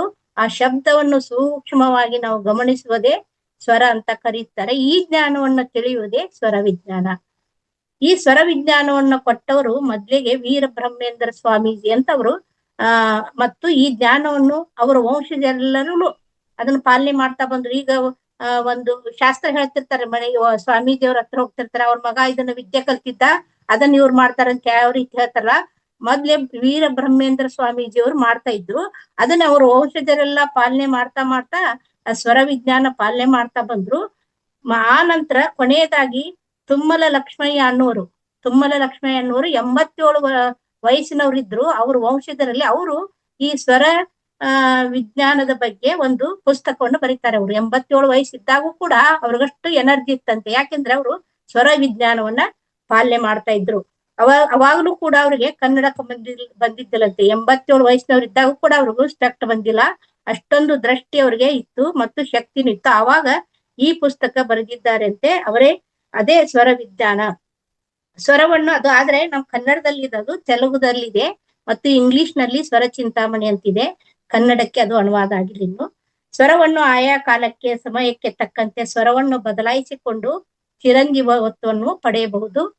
ಇದು ತುಂಬಾ ಆಳವಾಗಿದೆ ಮೇಡಮ್. ಒಂದ್ ಸ್ವಲ್ಪ ಇದು ಹಿನ್ನೆಲೆ. ಅದನ್ನ ಪಡ್ಕೊಂಡು ನಾವೇನ್ ಮಾಡ್ಬೋದು, ಪ್ರತಿದಿನ ನಾವು ಆರೋಗ್ಯವನ್ನು ಪಡೆದುಕೊಳ್ಳೋದಲ್ಲದೆ ನಮ್ಮ ಸ್ವರವನ್ನು ಗಮನಿಸುತ್ತಾ ನಾವು ಏನ್ ಬೇಕು ಕೆಲಸವನ್ನು ನಾವು ಮಾಡ್ಕೋಬಹುದು. ಮತ್ತೆ ಅದನ್ನ ಇದು ಹಿನ್ನೆಲೆ ಏನು, ಪುರಾಣದಲ್ಲಿ ಹಿನ್ನೆಲೆ ಏನಂದ್ರೆ ಶಿವ ಪಾರ್ವತಿ ಕೂಡ ಇದು ಸಂವಾದ ನಡೀತಂತೆ. ಸಂವಾದ ನಡೆದಾಗ ಈ ಸ್ವರ ವಿಜ್ಞಾನ ಅಲ್ಲಿ ಹುಟ್ಟುಕೊಂತು. ಆ ಸ್ವರ ಅನುಸರಿಸಿದವರು ಸರ್ವಜ್ಞ ಆಗುತ್ತಾರೆ ಅಂತ ಹೇಳಿದ್ದಾರೆ. ಸ್ವರವನ್ನು ನಾವು ಅನುಸ್ತಾರೆ, ಸರ್ವಜ್ಞ ಅಂದ್ರ ಎಲ್ಲವನ್ನು ತಿಳಿದವರು. ಆ ರೀತಿ ನಾವು ಇದನ್ನ ಬಳಸ್ಕೋಬಹುದು. ಮತ್ತೆ ಶಿವ ಪಾರ್ವತಿಯರು ಈ ಸಂವಾದವನ್ನ ಅಲ್ಲಿ ಲಿಖಿತವಾಗಿ ಅದನ್ನೇ ಬರೆದವರು ಅದೇ ಸ್ವರ ಚಿಂತಾಮಣಿ ಅಂತ ಒಂದು ಪುಸ್ತಕ ಇಂಗ್ಲಿಷ್ ನಲ್ಲಿದೆ. ಸ್ವರ ಶಿವ ಪಾರ್ವತಿಯರ ಸಂವಾದವನ್ನ ಸ್ವರ ಚಿಂತಾಮಣಿ ಅಂತ ಪುಸ್ತಕದ ರೂಪದಲ್ಲಿ ಬರೆದಿದ್ದಾರೆ. ಅದನ್ನು ಬರೆದವರು ಶ್ವೇತಕೇತ ಮಹರ್ಷಿಗಳು. ಈ ಪುಸ್ತಕವನ್ನ ಬರೆದವರು ಶ್ವೇತಕೇತ ಮಹರ್ಷಿಗಳು. ಇಷ್ಟು ಹೇಳಲಿಕ್ಕೆ ನನಗೆ ಅವಕಾಶ ಮಾಡಿಕೊಟ್ಟಿದ್ದಕ್ಕಾಗಿ ಧನ್ಯವಾದಗಳು. ಈ ಸ್ವರದ ಬಗ್ಗೆ ಮತ್ತೆ ನಾನು ಅವಕಾಶಕ್ಕೆ ಮುಂದಿನ ಭಾಗವನ್ನು ಹೇಳ್ತೀನಿ. Thank you madam. Thank you very much madam. ಬಹಳ ಅದ್ಭುತವಾದ ಮಾಹಿತಿಯನ್ನು ಕೊಟ್ರಿ ನೋಡಿ, ಎಲ್ಲರೂ ಮನನ ಮಾಡ್ಕೊಂಡಂಗ ಆಯ್ತು. So thank you very much. So ಯಾರು ಹ್ಯಾಂಡ್ ರೈಸ್ ಇಲ್ಲ? ಶಶಿಕಲಾ ಮೇಡಮ್ ಹೇಳ್ತೀರಾ? ಹ್ಯಾಂಡ್ ರೈಸ್ ಮಾಡಿದ್ರೆ ಅನ್ಮ್ಯೂಟ್ ಮಾಡ್ತಾನೆ. Nagalakshmi Gopal ma'am, okay, yes ma'am, unmute ಮಾಡ್ಕೊಳ್ಳಿ. ನಮಸ್ತೆ ಮೇಡಮ್. ನಮಸ್ತೆ ಮಾತಾಡಿ. ಪಿರಮಿಡ್ ಬಳಕೆಯಿಂದ ಏನ್ ಉಪಯೋಗ ಅಂತ ಹೇಳ್ತೇನೆ. ಅದು ಹಿಂದೆ ಹೇಳಿರ್ಬೋದು ಅನ್ಸುತ್ತೆ. ಯಾವ್ದು ಮ್ಯಾಮ್? ಯಾವ್ದು ಇದ್ರಲ್ಲಿ pyramid. Okay okay okay, yes ಹೇಳಿ. ಪಿರಮಿಡ್ ಬಳಕೆಯಿಂದ ನಮ್ಗೇನು ಉಪಯೋಗ, ಶಾರೀರಿಕವಾಗಿ ಏನು ಉಪಯೋಗ, ಮತ್ತೆ ಆಧ್ಯಾತ್ಮಿಕವಾಗಿ ಏನು ಉಪಯೋಗ ಅಂತ ಅಂದ್ಬಿಟ್ಟು ಕೆಲವು ಪಾಯಿಂಟ್ಸ್ ಹೇಳ್ತೇನೆ.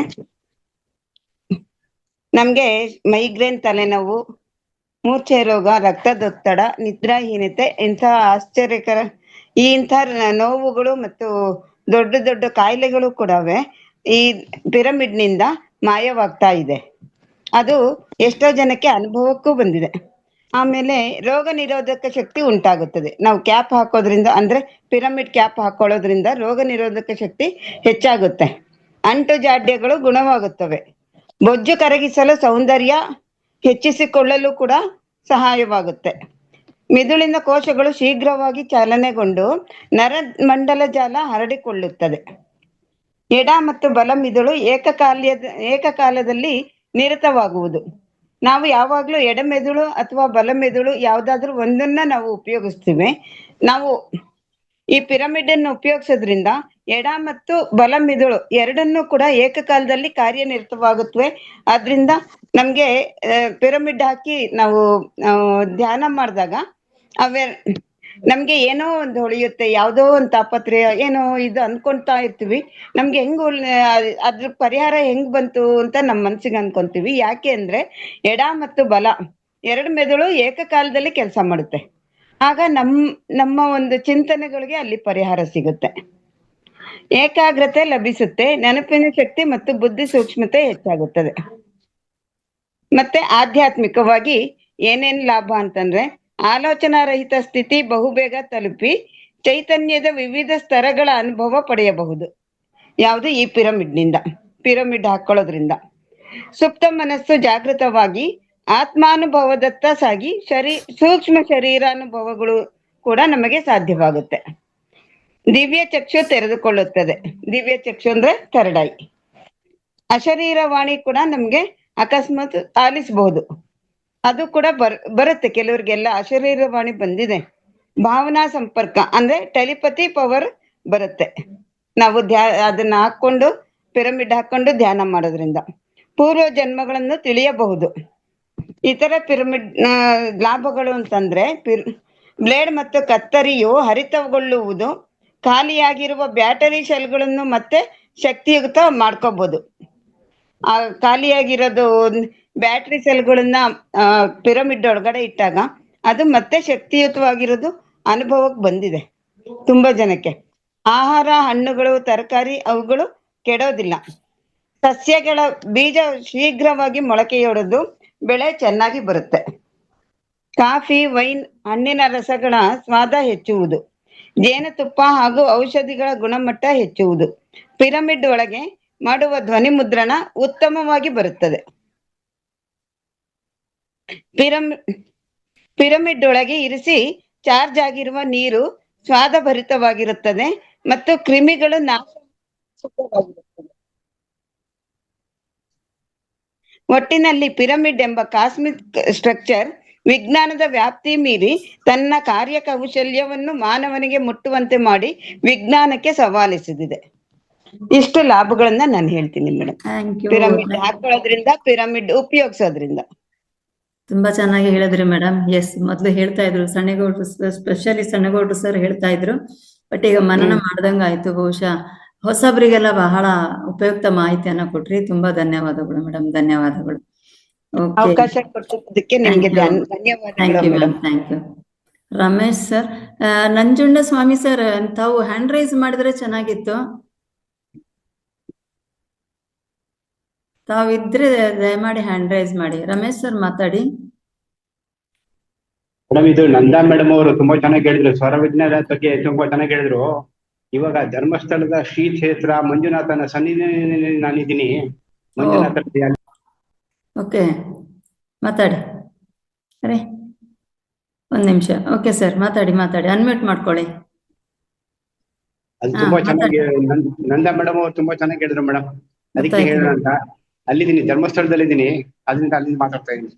ಓಕೆ ಸರ್, ನೀವು ಯಾವ ವಿಡಿಯೋ ಆದ್ರೂ ನೋಡಿದನ್ನ ಹೇಳಿ. ಇವಾಗ ಯಾವ್ದು ಮೇಡಮ್? ನೀವು ನಿನ್ನೆ ಇರ್ಲಿಲ್ಲ ಅನ್ಸುತ್ತೆ. ನಾನು ಏನು ಹೇಳಿದ್ದೆ, ಈ ಶನಿವಾರ ಈಗಾಗಲೇ ಮಾಡಿದಂತಹ ಏನು ಜ್ಞಾನ ಹಂಚಿಕೆ ಇದೆ ಅದರದ್ದು ವಿಡಿಯೋಗಳನ್ನ ನೋಡ್ಬಿಟ್ಟು ನೀವು ಯಾವ ವಿಡಿಯೋನ ನೋಡಿದ್ರಿ, ಅದ್ರಲ್ಲಿ ಏನಿತ್ತು ಅಂತ ಹೇಳ್ಕೊಂಡು ಹೇಳಿ ಅಂದೆ. ಹೇಳ್ತೀನಿ ಮೇಡಮ್, ಹೇಳ್ತೀನಿ. ಔಟ್ ಸೈಡ್ ಇದ್ದೀನಿ, ಧರ್ಮ ಇದರಲ್ಲಿದ್ದೀನಿ. Okay sir, okay, no problem, thank you. Okay sir, next time ಹೇಳಿ. ಓಕೆ, ಇಲ್ವಾ ನಂಜುಂಡ ಸ್ವಾಮಿ ಸರ್? ಆಗ್ಲೇ ಫಸ್ಟ್ ಸ್ವರದ ಬಗ್ಗೆ ಮಾತಾಡಿದಾಗ ಏನೋ ಒಂದು ಮೆಸೇಜ್ ಹಾಕಿದ್ರು, ನಾನು ಆಮೇಲೆ ನಿಮ್ಗೆ ಅನ್ಮಿಟ್ ಮಾಡ್ತೇನೆ ಅಂದೆ. ಇಲ್ವಾ ಸರ್? ಇದ್ರೆ ದಯಮಾಡಿ ಹ್ಯಾಂಡ್ ರೈಸ್ ಮಾಡಿ ಸರ್. ಶಶಿಕಲಾ ಮ್ಯಾಮ್ ಕೇಳಿದಾಗ ಅವರು ಹಾಕಿದ್ರು ಮೇಡಮ್. ಹಾ, ಅದೇ. ಓಕೆ, ಶಶಿಕಲಾ ಮ್ಯಾಮ್ ಆಗ್ಲಿಲ್ವಾ? ಓಕೆ, ಆಯ್ತು ಅಂತ. ಎಸ್, ನಮಸ್ತೆ ಆಲ್ ಮಾಸ್ಟರ್ಸ್. ನಾನು ಇವತ್ತು ಫ್ರೀ ಮಿರಾಕಲ್ ಡ್ರಗ್ ಅನ್ನೋದು ಒಂದು ವಿಡಿಯೋ ನೋಡಿದ್ದೆ, ಅದ್ರ ಬಗ್ಗೆ ಹೇಳೋಣ ಅಂತ ಅಂದ್ಕೊಂಡಿದ್ದೀನಿ. ಫ್ರೀ ಮಿರಾಕಲ್ ಡ್ರಗ್ ಅಂತ ಅಂದ್ರೆ ಅದು ಅದ್ಭುತ ಆಶ್ಚರ್ಯಕರ ಔಷಧ. ಅದೊಂದು ಟ್ಯಾಬ್ಲೆಟ್ ಅಂತ ಇಟ್ಕೊಳ್ಳೋಣ. ಇದು ಯಾರಿಗ್ ಬೇಡ? ಇದು ಸಂತೋಷ ಕೊಡುತ್ತೆ, ಶಕ್ತಿ ಕೊಡುತ್ತೆ, ನಿಮ್ಮನ್ನ ಶಾರ್ಪ್ ಆಗಿಡುತ್ತೆ, ಆಕ್ಟಿವ್ ಆಗಿಡುತ್ತೆ, ಮತ್ತೆ ವ್ಯಾಧಿ ನಿರೋಧಕ ಶಕ್ತಿನ ನಿಮ್ಮಲ್ಲಿ ಉಂಟು ಮಾಡುತ್ತೆ. ಹಾಗೆ ಚಿರ ಯೌವನ ಕೊಡುತ್ತೆ, ಆಯಸ್ಸು ಜಾಸ್ತಿ ಮಾಡುತ್ತೆ, ಸೌಂದರ್ಯ ಹೆಚ್ಚಿಸುತ್ತೆ. ಇದಕ್ಕೆ ದುಡ್ಡಿಲ್ಲ, ಸೈಡ್ ಎಫೆಕ್ಟ್ಸ್ ಮೊದ್ಲೇ ಇಲ್ಲ. ಇಂಥ ಔಷಧ ಯಾರಿಗ್ ಬೇಡ? ಎಲ್ರಿಗೂ ಬೇಕಲ್ವಾ? ಇದೇ ನಮ್ಮ ಡೀಪ್ ಸ್ಲೀಪ್, ಗಾಢ ನಿದ್ದೆ, ನಮ್ಗೆಲ್ಲರಿಗೂ ಬೇಕು. ಇದಕ್ಕೆ ಯಾರು ದುಡ್ಡು ಕಾಸು ಖರ್ಚು ಮಾಡೋದು ಬೇಕಾಗಿಲ್ಲ, ನಮ್ಮಲ್ಲೇ ಇದೆ. ನಾವದನ್ನ ಟೈಮ್ ಕೊಟ್ಟು ಮಾಡ್ಕೋಬೇಕಷ್ಟೇ. ಇದು ಹೇಗೆ ಕೆಲಸ ಮಾಡುತ್ತೆ? ಈ ಡೀಪ್ ಸ್ಲೀಪ್ ನಮ್ಮಲ್ಲಿ ಹೇಗೆ ಕೆಲಸ ಮಾಡುತ್ತೆ ಸೈಂಟಿಫಿಕಲಿ, ಸೈನ್ಸ್ ಬಿಹೈಂಡ್ ಇಟ್ ಏನಂದ್ರೆ, ಅದು ನಮ್ಮ ಬ್ರೈನಿಗೆ ರಕ್ತ ಹೋದಾಗ ಅಲ್ಲಿ ಬ್ರೈನ್ ಅಲ್ಲಿ ಏನಾಗತ್ತೆ ಅಂದ್ರೆ, ಸೆರಿಬ್ರೋಸ್ಪೈನಲ್ ಫ್ಲೂಯಿಡ್ ಅಂತ ಒಂದು ಫ್ಲೂಯಿಡ್, ರಕ್ತ ಅಲ್ಲಿ ಹರಿಯೋದಿಲ್ಲ ಬ್ರೈನ್ ಅಲ್ಲಿ, ಯಾವಾಗ್ಲೂ ಸ್ಪೈನಲ್ ಫ್ಲೂಯಿಡ್ ಅಂತ ಒಂದು ಲಿಕ್ವಿಡ್ ಪ್ರೊಡ್ಯೂಸ್ ಆಗತ್ತೆ. ಆ ಪ್ರೊಡ್ಯೂಸ್ ಆದ ಲಿಕ್ವಿಡ್ ಕೆಲಸ ಏನಂತಂದ್ರೆ, ಅಲ್ಲಿ ನ್ಯೂರಾನ್ಸ್ ಏನಿರುತ್ತೆ, ನಮ್ಮ ನರತಂತುಗಳೇನಿರುತ್ತೆ, ಅವುಗಳ ಕನೆಕ್ಟಿವಿಟಿನ ಚೆನ್ನಾಗಿ ಮಾಡುತ್ತೆ, ಮತ್ತೆ ಅವರ ಆರೋಗ್ಯಕ್ಕೆ ಮತ್ತೆ ಅವು ಕೆಲಸ ಮಾಡಕ್ಕೆ ಶಕ್ತಿ ಕೊಡುತ್ತೆ. ಅದ್ರ ಜೊತೆಗೆ ಅಲ್ಲಿ ಒಂದು ಬೀಟಾ ಅಮಿಲಾಯ್ಡ್ ಅಂತ ಒಂದು ವಿಷವಸ್ತು ಪ್ರೊಡ್ಯೂಸ್ ಆಗಿರುತ್ತೆ, ಅಂದ್ರೆ ಟಾಕ್ಸಿನ್ ಪ್ರೊಡ್ಯೂಸ್ ಆಗಿರುತ್ತೆ. ಅದನ್ನ ಫ್ಲೆಶ್ ಔಟ್ ಮಾಡೋದು ಅದ್ರ ಕೆಲಸ. ಸೆರೆಬ್ರೋಸ್ಪೈನಲ್ ಫ್ಲೂಯಿಡ್ ಏನೇನ್ ಮಾಡುತ್ತಪ್ಪ ಅಂತಂದ್ರೆ, ನ್ಯೂರಾನ್ಸ್ಗೆ ಶಕ್ತಿ ಕೊಡುತ್ತೆ, ಅಂದ್ರೆ ಆಕ್ಸಿಜನೇಷನ್ ಆಗ್ಲಿ ಅಥವಾ ಇನ್ ಬೇರೆ ತರದ ಶಕ್ತಿ, ಎಲ್ಲ ತರದ ಶಕ್ತಿನೂ ಕೊಡುತ್ತೆ. ಅದ್ರ ಜೊತೆಗೆ ಬೀಟಾ ಅಮಲಾಯ್ಡ್ ಅನ್ನ ಇದು ಟಾಕ್ಸಿನ್ ಬ್ರೈನ್ ಅಲ್ಲಿ ಪ್ರೊಡ್ಯೂಸ್ ಆಗಿರುತ್ತೆ. ಆ ವಿಷವಸ್ತು ಟಾಕ್ಸಿನ್ ಏನಿದೆ ಅದನ್ನ ಫ್ಲೆಶ್ ಔಟ್ ಮಾಡುತ್ತೆ, ರಕ್ತಕ್ಕೆ ವಾಪಸ್ ಕಳಿಸುತ್ತೆ. ಈ ಕೆಲಸ ಮಾಡೋದು ಸೆರೆಬ್ರೋಸ್ಪೈನಲ್ ಫ್ಲೂಯಿಡ್. ಈ ಸೆರೆಬ್ರೋಸ್ಪೈನಲ್ ಫ್ಲೂಯಿಡ್ ಯಾವಾಗ ಉತ್ಪತ್ತಿ ಆಗುತ್ತೆ ಅಂದ್ರೆ, ನಾವು ಚೆನ್ನಾಗಿ ನಿದ್ದೆ ಮಾಡಿದಾಗ ಸೆರೆಬ್ರೋಸ್ಪೈನಲ್ ಫ್ಲೂಯಿಡ್ ಚೆನ್ನಾಗಿ ಉತ್ಪತ್ತಿ ಆಗತ್ತೆ. ಬೇರೆ ಟೈಮಲ್ಲೂ ಆಗತ್ತೆ, ಆದ್ರೆ ಕಡಿಮೆ. ಈ ಈ ಫ್ಲೂಯಿಡ್ ಚೆನ್ನಾಗಿ ಉತ್ಪತ್ತಿ ಆಗ್ಬೇಕು ಅಂದ್ರೆ ನಮ್ಗೆ ಒಳ್ಳೆ ರೆಸ್ಟ್ ಬೇಕು. ಒಳ್ಳೆ ರೆಸ್ಟ್ ಅಂತಂದ್ರೆ ಗಾಢ ನಿದ್ರೆ, ಈ ಕನಸಿಟ್ಕೊಂಡು ನಿದ್ದೆ ಮಾಡೋದಲ್ಲ, ಕನಸು ಭರಿತ ನಿದ್ದೆಗಳಲ್ಲ. ಆ ಕನಸಿಲ್ಲದಂತ ಗಾಢ ನಿದ್ರೆ ಒಳಗೆ ಇದು ಪ್ರೊಡ್ಯೂಸ್ ಆಗತ್ತೆ. ಅದರಿಂದ ನಮ್ಗೆ ಏನೇನ್ ಕಾಯಿಲೆ ಬರುತ್ತೆ? ಸೆರಿಬ್ರೋ ಸ್ಪೈನಲ್ ಫ್ಲೂಯಿಡ್ ಚೆನ್ನಾಗಿ ಕೆಲಸ ಮಾಡ್ಲಿಲ್ಲ ಅಂತಂದ್ರೆ ನಮ್ಗೆ ಏನೇನ್ ಕಾಯಿಲೆ ಬರುತ್ತೆ ಅಂದ್ರೆ, ಡಿಮೆನ್ಷಿಯಾ, ಆಲ್ಝೈಮರ್, ನೆನ್ಪಿನ ಶಕ್ತಿ ಕೊರತೆ, ಮತ್ತೆ ಕೆಲವೊಂದ್ಸಲ ಇದು ಆಗುತ್ತೆ, ಬ್ರೈನ್ ಸ್ಟ್ರೋಕ್ ಅಂತ ಹೇಳ್ತಾರಲ್ಲ, ಈ ಪ್ಯಾರಲೈಸ್ ಆಗುತ್ತೆ, ಬ್ರೈನ್ ಪ್ಯಾರಲೈಸಿಸ್ ಆಗತ್ತೆ. ಸೊ ಇಂಥವನ್ನೆಲ್ಲ ನಾವು ತಪ್ಪಿಸ್ಕೊಳ್ಬೇಕು ಅಂತಂದ್ರೆ ಈ ಆಧುನಿಕ ಕಾಲದಲ್ಲಿ ನಾವೇನ್ ಮಾಡಿದೀವಿ, ಹಗಲು ರಾತ್ರಿ ಗೊತ್ತಿಲ್ದಂಗೆ ಲೈಟ್ ಹಾಕೊಂಡ್ ಕೂತಿರ್ತೀವಿ. ನಮ್ಗೆ ಹಗಲು ಯಾವ್ದು ರಾತ್ರಿ ಯಾವ್ದು ಅನ್ನೋದು ಗೊತ್ತಾಗಲ್ಲ. ಈ ಮಾಲ್ಗಳಿಗೆ ಹೋದ್ರಂತೂ ಕೇಳೋದೇ ಬೇಡ, ಹೊರಗಡೆ ಕತ್ಲೆ ಆಗಿದೆಯೋ ಬೆಳಕಾಗಿದೆಯೋ ಗೊತ್ತಿರೋದಿಲ್ಲ. ಆ ತರ ಲೈಫ್ ಸ್ಟೈಲ್. ಆಮೇಲೆ ನಮ್ಮ ಸ್ಕ್ರೀನ್ ಗಳ ಮುಂದೆ ಕುತ್ಕೊಂಡ್ರೆ, ಟಿವಿ ಮುಂದೆ ಕುತ್ಕೊಂಡ್ರೆ ನಮಗೆ ಟೈಮ್ ಆಗಿದ್ ಗೊತ್ತಾಗಲ್ಲ. ಆ ತರ ನಾವು ಯಾವಾಗ್ಲೂ ಲೈಟ್ ಒಳಗೆ ಇರೋದ್ರಿಂದ ನಮ್ಗೆ ಲೈಟ್ ಕಡಿಮೆ ಇದ್ದಷ್ಟುನುವೆ ಯಾವಾಗ ಸೂರ್ಯ ಮುಳುಗುತ್ತೋ ಅವಾಗ ನಮ್ಮ ಬ್ರೈನ್ ಚೆನ್ನಾಗಿ ವರ್ಕ್ ಆಗಿ ಅಲ್ಲಿ ಪೀನಿಯಲ್ ಗ್ರಂಥಿ ಅಂತ ಒಂದಿದೆ. ಆ ಪೀನಿಯಲ್ ಗ್ರಂಥಿ ಏನ್ ಮಾಡುತ್ತೆ, ಮೆಲಟೋನಿನ್ ಪ್ರೊಡ್ಯೂಸ್ ಮಾಡುತ್ತೆ. ಆ ಮೆಲಟೋನಿನ್ ಪ್ರೊಡ್ಯೂಸ್ ಆದಾಗ ನಮಗೆ ನಿದ್ದೆಗೆ ಸೂಚನೆ ಕೊಡುತ್ತೆ. ಅದು ಮೆಲಟೋನಿನ್ ನಿದ್ದೆಯ ಸೂಚಕ ಹಾರ್ಮೋನ್ ಆಗಿರುತ್ತೆ. ಸೊ ಈ ಮೆಲಟೋನಿನ್ ನಮಗೆ ಪ್ರೊಡ್ಯೂಸ್ ಆಗ್ಬೇಕು ಅಂದ್ರೆ ನಮ್ಮ ಸುತ್ತ ಕತ್ಲೆ ಆಗ್ಬೇಕು. ಈ ಕತ್ಲೆ ಆಗದೆ ನಾವು ಹಗಲು ರಾತ್ರಿ ಗೊತ್ತಿಲ್ದಂಗ್ ಲೈಟ್ ಅಲ್ಲಿ ಇದ್ರೆ ನಮ್ಗೆ ಮೆಲಟೋನಿನ್ ಪ್ರೊಡ್ಯೂಸ್ ಆಗಲ್ಲ, ನಿದ್ದೆ ಕೊರತೆ ಗ್ಯಾರಂಟಿ ಆಗುತ್ತೆ. ನಿದ್ದೆ ಕೊರತೆ ಅಂದ್ರೆ ನಿದ್ದೆ ಬರೋದಿಲ್ಲ. ಎಷ್ಟೊಂದ್ ಜನ ಹೇಳ್ತಾರೆ ನನಗೆ ನಿದ್ದೆ ಬರಲ್ಲ, ಮಲ್ಕೊಂಡ್ರು ಎಷ್ಟು ಒದ್ದಾಡಿದ್ರು ನಿದ್ದೆ ಬರಲ್ಲ ಅಂತ ಹೇಳ್ತಾರೆ. ಅದಕ್ಕೆಲ್ಲ ಇದೇ ಕಾರಣ, ಮೆಲಟೋನಿನ್ ಪ್ರೊಡಕ್ಷನ್ ಸರಿಯಾಗಿ ಆಗ್ತಾ ಇಲ್ಲ. ಸೊ ಈ ಮೆಲಟೋನಿನ್ ಪ್ರೊಡ್ಯೂಸ್ ಆಗ್ಬೇಕಂತಂದ್ರೆ ನಾವ್ ಏನ್ ಮಾಡ್ಬೇಕಂತಂದ್ರೆ ಡಿಮ್ ಲೈಟ್ ಅಲ್ಲಿ ಇರ್ಬೇಕು. ತುಂಬಾ ಬ್ರೈಟ್ ಲೈಟಿಂಗ್ ಯೂಸ್ ಮಾಡ್ತೀವಿ, LED ಯೂಸ್ ಮಾಡ್ತೀವಲ್ಲ, LED ಕಡಿಮೆ ಮಾಡ್ಬೇಕಂದ್ರೆ ಅಟ್ಲೀಸ್ಟ್ ನಾವು ನಿದ್ದೆಗೆ ಹೋಗೋ 2 ಗಂಟೆ ಮೊದ್ಲು ನಾವು LED ಕಡಿಮೆ ಮಾಡ್ಬೇಕು. ಡಿಮ್ ಲೈಟ್ ಅಲ್ಲಿ ಇರ್ಬೇಕು. ಮತ್ತೆ ಮಲಗ್ಬೇಕಾದ್ರೆ ಪೂರ್ತಿ ನಾವು ಸುತ್ತ ಕತ್ಲು ಮಾಡ್ಕೊಂಡ್ ಮಲಗಿದ್ರೆ ನಮ್ಗೆ ಡೀಪ್ ಸ್ಲೀಪ್ ಬರುತ್ತೆ. ಇಲ್ಲ ಅಂತಂದ್ರೆ ಹಗಲು ರಾತ್ರಿ ಗೊತ್ತಿಲ್ದಂಗೆ, ಅಂದ್ರೆ ಹಗಲಲ್ಲಿ ಏನೇನ್ ಕೆಲಸ ಮಾಡಿರ್ತೀವೋ ಅದ್ರ ಚಿಂತೆ ಒಳಗೆ ನಾವು ಹೋಗಿ ಮಲ್ಕೊಂಡ್ಬಿಟ್ರೆ, ಲೈಟ್ ಅಲ್ಲಿ ಮಲಗಿದ್ರಂತುನುವೆ ನಾವು ತುಂಬಾ ಕನಸೊಳಗೆ ನಿದ್ದೆ ಮಾಡ್ತೀವಿ. ಆ ಕನಸೊಳಗೆ ನಿದ್ದೆ ಮಾಡಿದಾಗ ಈ ಸೆರೆಬ್ರೋಸ್ಪೈನಲ್ ಫ್ಲೂಯಿಡ್ ಕರೆಕ್ಟ್ ಆಗಿ ಉತ್ಪತ್ತಿ ಆಗೋದಿಲ್ಲ. ಸೊ ನಮ್ಗೆ ಈ ಫ್ಲೆಶಿಂಗ್ ಔಟ್ ಆಫ್ ದಿ ಇದು ಟಾಕ್ಸಿನ್ಸ್ ಆಗೋದಿಲ್ಲ. ಕಾಯಿಲೆ ಫ್ಲೆಶಿಂಗ್ ಔಟ್ ಆಗ್ಲಿಲ್ಲ ಅಂತಂದ್ರೆ ಅದು ಕಾಯಿಲೆಗೆ ಕಾರಣ ಆಗುತ್ತೆ.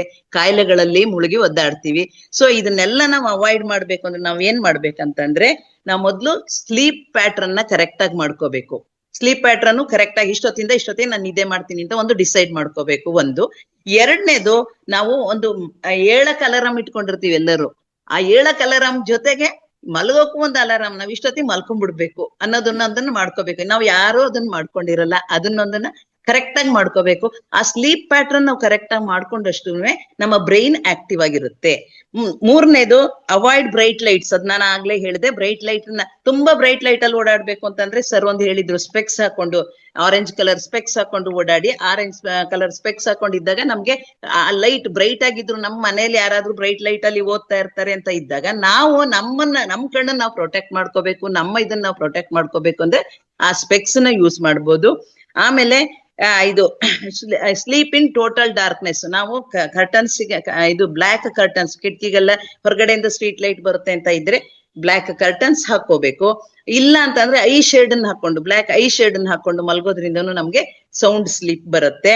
ಮತ್ತೆ ಇದು ನಮ್ಮ ಸುತ್ತ ಪರಿಸರ ಹೇಗಿರ್ಬೇಕಂದ್ರೆ ಕೂಲ್ ಆಗಿರ್ಬೇಕು. ನಾವು ಏರ್ ಕಂಡೀಷನ್ನೇ ಹಾಕೊಳ್ಬೇಕಂತ ಏನಿಲ್ಲ, ಕೂಲ್ ಆಗಿರುವಂತ ಪರಿಸರದಲ್ಲಿ ನಾವು ಮಲ್ಕೋಬೇಕು. ಆಮೇಲೆ ಇದು ಕೆಫೀನ್ ನ ಕಟ್ ಮಾಡ್ಬೇಕು. ನಾವು ಮಧ್ಯಾಹ್ನ 2 ಗಂಟೆಗೆ ನಾ ಕೆಫೀನ್ ತಗೊಳ್ಳೋದನ್ನ ಕಡಿಮೆ ಮಾಡಿದೆ, ನಮ್ಮ ಆಕ್ಟಿವಿಟಿ ಕಾಮ್ ಡೌನ್ ಆಗತ್ತೆ. ಸೊ ಹಾಗಾಗಿ ಸೌಂಡ್ ಸ್ಲೀಪ್ ಬರುತ್ತೆ. ಇದೆಲ್ಲ. ಆಮೇಲೆ ನಿದ್ದೆ ಮಾಡ್ಬೇಕಾದ್ರೆ ಶಬ್ದ ಇಲ್ಲದ ಜಾಗದಲ್ಲಿ ಮಲ್ಕೋಬೇಕು. ತುಂಬಾ ಶಬ್ದ, ಸಂತೆ ಒಳಗ್ ಮಲ್ಕೊಂಡ್ರೆ ನಿದ್ದೆ ಬರಲ್ಲ ಅಂತ ಹೇಳ್ತಾರಲ್ಲ, ಶಬ್ದ ತುಂಬಾ ಜಾಸ್ತಿ ಇದ್ರೆ ಅದು ಡಿಸ್ಟರ್ಬ್ಡ್ ಸ್ಲೀಪ್ ಆಗತ್ತೆ. ಸೊ ಅದನ್ನೆಲ್ಲ ಮಾಡ್ಕೊಳ್ಳೋದ್ರಿಂದ ನಮ್ಗೆ ಈಸಿಯಾಗಿ ಒಳ್ಳೆ ನಿದ್ದೆ ಮಾಡೋದ್ರಿಂದ ಆರಾಮಾಗಿ ದುಡ್ಡು ಕಾಸು ಖರ್ಚಿಲ್ದೆ ಒಳ್ಳೆ ಆರೋಗ್ಯನ ಮೇಂಟೈನ್ ಮಾಡ್ಬೋದು. ಅವಕಾಶಕ್ಕಾಗಿ ಧನ್ಯವಾದಗಳು. Thank you very much ma'am. Thank you very much. ಇದು ನಮ್ದು ಮಹಾವತಾರ್ ಟಿವಿ ಇದಲ್ಲೇ ನೋಡಿದ್ದ ನೀವು? ಹೌದು ಹೌದು. Very nice, very nice. Sir ಯಾವಾಗ್ಲೂ ಹೇಳ್ತಾನೆ ಇರ್ತಾರೆ ಸೊ ಡೀಪ್ ಸ್ಲೀಪ್ ಬಗ್ಗೆ, ಮೆಲಟೋನಿನ್ ಹೇಗೆ ಪ್ರೊಡ್ಯೂಸ್ ಆಗುತ್ತೆ ಅಂತ ಹೇಳ್ಕೊಂಡು. ತುಂಬಾ ಚೆನ್ನಾಗಾಯ್ತು ಮೇಡಮ್. ಅದೇ ಹೇಳೋದು, ಯಾಕಂದ್ರೆ ಹಳೆಯದು ನಾವೀಗ ಮನನ ಮಾಡ್ಕೊಳಕ್ಕೆ ಬಹಳ ಹೆಲ್ಪ್ ಆಗುತ್ತೆ. ಒಳ್ಳೇದಾಯ್ತು ಈ ಪ್ರೋಗ್ರಾಮ್. ಇದು ಅವ್ರ ಕ್ಲಾಸ್ ಕೊಡ್ಬೇಕಾದ್ರೆ ನೋಡಿದ್ದೆ ಮೇಡಮ್, ನಾನು ಏನೋ ತಿಂಡಿ ಮಾಡ್ಕೊಂಡು ನೋಡಿದ್ದೆ. ಇವೆಲ್ಲ ಕೆಮಿಕಲ್ಸ್ ನೆನ್ಪಿರ್ಲಿಲ್ಲ. ನಾನು ಇವತ್ತು ಕೂತ್ಕೊಂಡು ಅದೆಲ್ಲ ನೋಡಿದೆ. Very nice, very nice. Homework ಮಾಡಿ ಬಂದಿದ್ದೀರಾ. Thank you ma'am, thank you very much. Ramesh sir ಮತ್ತೊಮ್ಮೆ ಹ್ಯಾಂಡ್ ರೈಸ್ ಮಾಡಿದೀರಾ? Malur Manjunath sir hand raise ಮಾಡಿದ್ರು, ಕಾಣ್ತಾ ಇಲ್ಲ. ರಮೇಶ್ ಸರ್ ಮಾತಾಡಿ. ಇದು ಶಶಿಕಲಾ ಮೇಡಮ್, ಇದು ಮಲ್ಕೊಂತೀವಲ್ಲ ಮೇಡಮ್, ಇವಾಗ ಯಾವ ತಲೆದಿಂಬು ಯಾವ ಕಡೆ ಹಾಕೊಬೇಕು ಮೇಡಮ್ ಇದು ಮಲ್ಕೊಳ್ಳೋವಾಗ? ಒಂದು ಯಾವ ಡೈರೆಕ್ಷನ್ ಹಾಕೊಬೇಕು ಅಂತ ಒಂದು ಸತಿ ಬೇರೆ ಕಡೆ ಹಾಕೊಂಡಾಗ ಸರಿಯಾಗಿ ನಿದ್ದೆ ಬರಲ್ಲ. ಇದು ಅದಕ್ಕೋಸ್ಕರ ಸ್ವಲ್ಪ ಅದಕ್ಕೆ ಸ್ವಲ್ಪ ಟಿಪ್ಸ್ ಕೊಟ್ರೆ ನಮ್ಗೆ ಸ್ವಲ್ಪ ಇದಾಗುತ್ತೆ ಅಂತ. ತಲೆ ದಿಂಬನ ಯಾವ ಕಡೆ ಹಾಕೋದಂದ್ರೆ ತಲೆ ಯಾವ ಕಡೆ ಇರ್ಬೇಕು ಅಂತನಾ? ಹೌದು, ತಲೆ ಯಾವ ಕಡೆ ಇರ್ಬೇಕು ಅಂತ, ಯಾವ ಡೈರೆಕ್ಷನ್ ಅಲ್ಲಿ ಸರ್ ದಕ್ಷಿಣಕ್ಕೆ ತಲೆ ಹಾಕಿ ಉತ್ತರಕ್ಕೆ ಕಾಲ್ ಹಾಕಿ ಮಲ್ಕೊಂಡ್ರೆ ನಮ್ಮ ಗ್ರಾವಿಟೇಷನ್ ಪವರ್ ಕರೆಕ್ಟ್ ಆಗಿ ಸರ್ಕ್ಯುಲೇಷನ್ ಚೆನ್ನಾಗಾಗತ್ತೆ. ಅದರಿಂದ ನಾವು ದಕ್ಷಿಣಕ್ಕೆ ತಲೆ ಹಾಕಿ ಉತ್ತರಕ್ಕೆ ಕಾಲ್ ಹಾಕಿ ಮಲ್ಕೊಳ್ಳೋದ್ರಿಂದ ಒಳ್ಳೇದು. ಮತ್ತೆ ಮಲಗಬೇಕಾದ್ರೆ ಲೆಫ್ಟ್ ಸೈಡ್ಗೆ ಮಲಗಿ ಇದು ನಾವು ಮೇಲಿನ ಕಾಲು ರೈಟ್ ಲೆಗ್ ನ ಸ್ವಲ್ಪ ಫೋಲ್ಡ್ ಲೆಫ್ಟ್ ಲೆಗ್ ನ ಫೋಲ್ಡ್ ಮಾಡ್ಕೊಂಡು ಇದು ಕೈಯನ್ನ ನೇರ ಇಟ್ಕೊಂಡು ಮಲ್ಕೊಳ್ಳೋದ್ರಿಂದ ನಮ್ಮ ಹೆಲ್ತ್ ಗೆ ಬೆನಿಫಿಟ್ಸ್ ಜಾಸ್ತಿ ಅಂತ ಹೇಳ್ತಾರೆ ಸರ್. ಹೌದು, ಹಾರ್ಟಿಗೆ ಸಹ ಒಳ್ಳೇದು ಅಂತ. ಮೇಡಮ್ ಇದು ಮಧ್ಯಾಹ್ನದ ಮಾಡ್ಕೊಬೇಕಾ ಮೇಡಮ್ ಒಂದು ಹಾಫ್ ಅನ್ ಅವರ್? ಇಲ್ಲ ಸರ್, ಬೇಕಾಗಿಲ್ಲ. ಮಧ್ಯಾಹ್ನದ ನಿದ್ದೆ ನಿಮ್ಗೆ ಉಪಯೋಗ ಆಗೋದಿಲ್ಲ ಸರ್. ಮೆಲಟೋನಿನ್ ಪ್ರೊಡಕ್ಷನ್ ಇದ್ದಾಗ ಮಾತ್ರ ನಮಗೆ ಮಧ್ಯಾಹ್ನದ ನಿದ್ದೆ ಉಪಯೋಗ ಆಗತ್ತೆ. ಬಟ್ ಈಗ ಧ್ಯಾನ ಮಾಡಕ್ಕೆ ಬೇಗ ಎದ್ದಿರ್ತೀವಲ್ಲ, ಒಂದ್ ಸ್ವಲ್ಪ ನಮ್ ಬಾಡಿ ರಿಲ್ಯಾಕ್ಸ್ ಮಾಡಕ್ಕೆ ಅಂತಂದ್ರೆ ಮಲ್ಕೋಬೇಕಷ್ಟೇ ಸರ್. ನ್ಯಾಪ್ ಮಾಡಬಹುದು, ಡೀಪ್ ಸ್ಲೀಪ್. ರಾತ್ರಿ ನಿದ್ದೆ ನಮ್ಗೆ ಡೀಪ್ ಸ್ಲೀಪ್, ರಾತ್ರಿ ನಿದ್ದೆ ವೆರಿ ಇಂಪಾರ್ಟೆಂಟ್. ಅದು ಮೆಡಿಸಿನ್ ಆಗಿ ವರ್ಕ್ ಆಗುತ್ತೆ ನಮ್ಗೆ. Thank you sir, thank you very much. ಹೌದೌದು, ಫುಲ್ ಕತ್ಲೆ, ಎಲ್ಲೂ ಒಂದು ಪಿನ್ ಹೋಲ್ ತರ ಲೈಟು ಬರಬಾರ್ದು. ಹಂಗಿದ್ರೆ ನಿಮ್ಗೆ ಡೀಪ್ ಸ್ಲೀಪ್ ಬರುತ್ತೆ. ನೀವ್ ಒಂದ್ಸಲ ಮಾಡಿ ನೋಡಿ, ಹಂಗ್ ಫುಲ್ ಕವರ್ ಮಾಡಿ ನೋಡಿದ್ಕು ಒಂದ್ ಸ್ವಲ್ಪ ಬಿಟ್ಟು ಮಲ್ಗಿ ನೋಡಿದಾಗ್ಲು ಆ ಬಿಟ್ಟು ಮಲ್ಗಿದ ಕಡೆ ಅಲ್ಲೇ ಹೋಗುತ್ತೆ ನಮ್ ಮನ್ಸು. ಯಾವಾಗ್ಲೂ ನಮ್ ಕಣ್ಣು ಅಲ್ಲೇ ಹೋಗುತ್ತೆ, ನಿದ್ದೆ ಸರಿಯಾಗಿ ಬರೋದಿಲ್ಲ, ಡಿಸ್ಟರ್ಬ್ಡ್ ಸ್ಲೀಪ್ ಆಗತ್ತೆ. ಸೊ ಗಾರ್ಡನ್ ಇದ್ರೆ ಬರೋದಿಲ್ಲ ಸರ್. ಬಟ್ ಮನೆ ಬಂದ್ಬಿಟ್ಟು ಇದು ರೋಡ್ ಪಕ್ಕದಲ್ಲೇ ಇದೆ, ವೆಹಿಕಲ್ಸ್ ಓಡಾಡ್ತಾ ಇರ್ತಲ್ಲ ಮೇಡಮ್, ಏನ್ ಮಾಡೋದು? ನಮ್ದು ಹಂಗೆ ಸರ್, ನಮ್ದು ಇಡೀ ಕಾರ್ನರ್ ಹೌಸ್ ಪೂರ್ತಿ ಲೈಟ್, ಎಲ್ಲ ಕಡೆ ಹೈಮಾಸ್ ಲೈಟ್. ನಾವು ಪೂರ್ತಿ ತಿಕ್ ಕರ್ಟನ್ ಗಳನ್ನ ಯೂಸ್ ಮಾಡ್ಬೇಕು ಸರ್ ಅಷ್ಟೇ. Thank you madam. Thank you. Manjunath sir ಇದೀರಾ? Manjunath Malur sir hand raise ಮಾಡಿದ್ರು, ಕಾಣ್ತಾ ಇಲ್ಲ. ಎಸ್, ಓಕೆ ಸರ್, ಮಾತಾಡಿ, ಅನ್ಮ್ಯೂಟ್ ಮಾಡ್ಕೊಳ್ಳಿ. ನಮಸ್ತೆ ರೇವತಿ ಮೇಡಮ್ ಮತ್ತೆ ಎಲ್ಲ ಮಾಸ್ಟರ್ಗೆ, ಎಲ್ಲ ಮಾಸ್ಟರ್ಗಳಿಗೆ ನಮ್ಮ ಆತ್ಮಪೂರ್ವಕವಾದ ನಮನಗಳು. ಇಲ್ಲಿರ್ತಕ್ಕಂಥವ್ರೆಲ್ಲರೂ ಕೂಡ ಅಮೃತಾತ್ಮಗಳು ಅಂತೇಳಿ ನಾನು ಅನ್ಕೊಂಡಿದ್ದೇನೆ. ಎಲ್ಲ ಅಮೃತಾತ್ಮಗಳಿಗೆ ಮತ್ತೊಮ್ಮೆ ನನ್ನ ಆತ್ಮಪೂರ್ವಕವಾಗಿರ್ತಕ್ಕಂಥ ನಮನಗಳನ್ನ ತಿಳಿಸೋದಕ್ಕೆ ಬಯಸ್ತೇನೆ. ಈಗ 9:55 ಆಗಿದೆ, ಕೇವಲ 5 ನಿಮಿಷ ಮಾತ್ರ ನಮ್ಗೆ ಸಮಯ ಇದೆ. 5 ನಿಮಿಷದ ಒಳಗಡೆ ನನ್ನ ಮಾತನ್ನ ಮುಗಿಸ್ಬೇಕಾಗಿದೆ. ಬಹಳ ಅದ್ಭುತವಾಗಿರ್ತಕ್ಕಂಥ ಧ್ಯಾನ ಹಂಚಿಕೆಯನ್ನ ತಾವೆಲ್ಲರೂ ಕೂಡ ಮಾಡ್ತಾ ಇದ್ದೀರಿ. ಮಹಾವತಾರ್ ಟಿವಿ ಒಂದು ಚಾನಲ್ ಇದೆ. ನಾನು ಇದನ್ನ ಮಹಾವತಾರ್ ರೇಡಿಯೋ ಚಾನಲ್ ಅಂತ ಅನ್ಕೊಳ್ತೇನೆ. ಆಧ್ಯಾತ್ಮದ ಕೂಡ ಒಂದು ಚಾನಲ್ ಇದೆ. ಹಿಂದೆ ಬಹಳ ವರ್ಷಗಳಿಂದ, 25-30 ವರ್ಷಗಳಿಂದ ನಾವೆಲ್ಲ ರೇಡಿಯೋವನ್ನು ಕೇಳ್ತಿದ್ವಿ. ಆ ಟ್ಯೂನ್ ಮಾಡಿ ಕೇಳ್ತಿದ್ವಿ. 92.6, 106.5 ಈ ರೀತಿಯಲ್ಲಿ ಬೇರೆ ಬೇರೆ ಫ್ರೀಕ್ವೆನ್ಸಿ ಚಾನಲ್ಗಳನ್ನ ನಾವು ಟ್ಯೂನ್ ಮಾಡ್ತಿದ್ವಿ. ಆ ಸರಿಯಾದ ರೀತಿಯಲ್ಲಿ ಟ್ಯೂನ್ ಮಾಡಿದಾಗ ಮಾತ್ರ ಅದು ಕನೆಕ್ಟ್ ಆಗ್ತಾ ಇತ್ತು, ಆ ಚಾನಲ್ಗಳನ್ನ ಕೇಳ್ತಕ್ಕಂಥ ವಾತಾವರಣ ಇತ್ತು. ಹಿಂದೆ ನಾವು ಸಿನಿಮಾಗಳನ್ನು ಕೂಡ, ಆಡಿಯೋ ಸಿನಿಮಾಗಳನ್ನ ಕೇಳ್ತಾ ಇದ್ವಿ, ವಾರ್ತೆಗಳನ್ನು ಕೂಡ ಅಲ್ಲೇ ಕೇಳ್ತಾ ಇದ್ವಿ. ನಾನು ಯಾಕೆ ಈ ಮಾತನ್ನ ಹೇಳಲಿಕ್ಕೆ ಬಂದೆ ಅಂತ ಹೇಳಿದ್ರೆ, ಆ ಟ್ಯೂನಿನ ವಿಚಾರ. ಹಂಗಾಗಿ ಇವತ್ತು ನಾವು ಮಹಾವತಾರ್ ಟ್ಯೂನ್ ನಲ್ಲಿದ್ದೇವೆ, ಪಿರಮಿಡ್ ಫೌಂಡೇಶನ್ ನ ಧ್ಯಾನ ಮತ್ತು ಜ್ಞಾನದ ಟ್ಯೂನ್ ನಲ್ಲಿದ್ದೇವೆ. ಆ ಫ್ರೀಕ್ವೆನ್ಸಿಯಲ್ಲಿ ಇರೋದಕ್ಕೆ ಮಾತ್ರ ನಾವು ಈ ಧ್ಯಾನಕ್ಕೆ ಕನೆಕ್ಟ್ ಆಗ್ತಾ ಇದ್ದೇವೆ. ಎಲ್ಲೋ ಒಂದು ಕಡೆ ನಾವು ಕೂಡ, ನಾನು ಆಗ್ಲೇ ಹೇಳ್ದಾಗೆ, ನಾವೆಲ್ಲರೂ ಕೂಡ ಅಮೃತಾತ್ಮಗಳಾಗಿರೋ ಕಾರಣಕ್ಕೋಸ್ಕರ ಈ ಫ್ರೀಕ್ವೆನ್ಸಿಯಲ್ಲಿ ಬಂದಿದ್ದೇವೆ. ಇವತ್ತು ಕರ್ನಾಟಕ ರಾಜ್ಯದಲ್ಲಿ 6.5 ಕೋಟಿ ಜನಸಂಖ್ಯೆ ಇದೆ. ಆದ್ರೆ ಇವತ್ತು ನಾವು ಈ ಝೂಮ್ ಕ್ಲಾಸ್ಗೆ ಅಟೆಂಡ್ ಆಗಿರ್ತಕ್ಕಂಥವ್ರು ಒಂದು 55ರಿಂದ 60 ಜನ ಮಾತ್ರ ನಾವು ಬಂದಿದ್ದೇವೆ ಅಂತ ಹೇಳಿದ್ರೆ, ನಾವು ಈ ಫ್ರೀಕ್ವೆನ್ಸಿಯಲ್ಲಿ ಇದ್ದೇವೆ. ಈ ಒಂದು ನಾವೇನ್ ಹೇಳ್ತೇವೆ, ಈ ಒಂದು ಪ್ಲಾಟ್ಫಾರ್ಮ್ ಅಲ್ಲಿ ನಾವಿದ್ದೇವೆ ಅಂತ ಹೇಳಿದ್ರೆ, ನಾವೆಲ್ಲರೂ ಕೂಡ ಕರ್ಮವನ್ನ ಕಳೆದುಕೊಳ್ಳಲಿಕ್ಕೆ ತಯಾರಾಗಿರ್ತಕ್ಕಂಥ ಆತ್ಮಗಳು ಹಾಗೆ ಅಂತೇಳಿ ನನಗೆ ಅನ್ನಿಸ್ತಾ ಇದೆ. ಇದು ಒಂದು ಕಡೆ ವಿಚಾರ. ಇನ್ನು ನಾವು ಪ್ರತಿದಿನ ಝೂಮ್ ಕ್ಲಾಸ್ಗಳಿಗೆ ಬರ್ತಾ ಇರ್ತೇವೆ, ಕ್ಲಾಸ್ಗಳನ್ನ ಅಟೆಂಡ್ ಮಾಡ್ತಾ ಇರ್ತೇವೆ. ಇದರಿಂದ ನಾವು ಪಡೆದುಕೊಂಡಿದ್ದೇನು, ಕಳೆದುಕೊಂಡಿದ್ದೇನು ಅನ್ನುವಂಥ ವಿಚಾರಕ್ಕೆ ಬಂದಂತ ಸಂದರ್ಭ, ಎಲ್ಲರೂ ಕೂಡ ಬಹಳ ಚೆನ್ನಾಗಿ ಜ್ಞಾನವನ್ನ ಪ್ರಸಾರ ಮಾಡ್ತಿರ್ತಾರೆ, ಉಪನ್ಯಾಸಗಳನ್ನು ನೀಡ್ತಾ ಇರ್ತಾರೆ. ನಾನು ಕಲ್ತದ್ದು ಈ ಧ್ಯಾನಕ್ಕೆ ಬಂದಾಗ ಈ ಜೂಮ್ ಕ್ಲಾಸ್ಗಳಲ್ಲಿ ರಂಗನಾಥ್ ಸರ್ ಅವರು ಈ ಮುದ್ರೆಗಳ ಮುಖಾಂತರವಾಗಿ ಚಕ್ರಗಳನ್ನ ಹೇಗೆ ಆಕ್ಟಿವ್ ಮಾಡಬಹುದು ಅಂತಕ್ಕಂಥ ವಿಚಾರಗಳ ಬಗ್ಗೆ ಅವರು ಉಪನ್ಯಾಸವನ್ನ ನೀಡ್ತಾ ಇದ್ರು. ಒಂದು ಮುದ್ರೆಗಳ ಮುಖಾಂತರವಾಗಿ ಚಕ್ರಗಳನ್ನ ಆಕ್ಟಿವೇಟ್ ಮಾಡ್ತಕ್ಕಂಥದ್ದು, ಸೀಡ್ ಥೆರಪಿಯ ಮುಖಾಂತರವಾಗಿ ಆಕ್ಟಿವೇಟ್ ಮಾಡ್ತಕ್ಕಂಥದ್ದು, ಅಕ್ಯುಪ್ರೆಷರ್ ಮುಖಾಂತರವಾಗಿ ಆಕ್ಟಿವೇಟ್ ಮಾಡ್ತಕ್ಕಂಥದ್ದು, ಥೆರಪಿಗಳ ಮುಖಾಂತರವಾಗಿ ಈಗ ಸ್ಟೋನ್ ಥೆರಪಿ ಅನ್ನುವಂಥದ್ದು ಏನಿದೆ ಅದರ ಮುಖಾಂತರವಾಗಿ ಆಕ್ಟಿವೇಟ್ ಮಾಡ್ತಕ್ಕಂಥದ್ದು, ಮತ್ತೆ ಈ ಸುಗಂಧ ದ್ರವ್ಯಗಳ ಮುಖಾಂತರವಾಗಿ ಸೆಂಟ್ ಅಂತ ನಾವೇನ್ ಹೇಳ್ತೇವೆ ಅದರ ಮುಖಾಂತರವಾಗಿ ನಾವು ಹೇಗೆ ಚಕ್ರಗಳನ್ನ ಆಕ್ಟಿವೇಟ್ ಮಾಡ್ಕೊಳ್ಬೋದು ಅಂತಕ್ಕಂಥದ್ರ ಬಗ್ಗೆ ಅವರು ಸಾಕಷ್ಟು ಜ್ಞಾನವನ್ನ ನಮ್ಗೆ ಹಂಚಿಕೆ ಮಾಡ್ಕೊಂಡಿದ್ದಾರೆ. ನಾನು ಯಾಕೆ ಈ ವಿಚಾರವನ್ನ ಪ್ರಸ್ತಾಪ ಮಾಡ್ಲಿಕ್ಕೆ ಬಯಸಿದೆ ಅಂತ ಹೇಳಿದ್ರೆ, ಈ ಚಕ್ರಗಳು ಜೀವನದಲ್ಲಿ ನಮ್ಗೆ ಬಹಳ ಮಹತ್ತರವಾಗಿರ್ತಕ್ಕಂಥ ಪಾತ್ರವನ್ನ ವಹಿಸ್ತವೆ.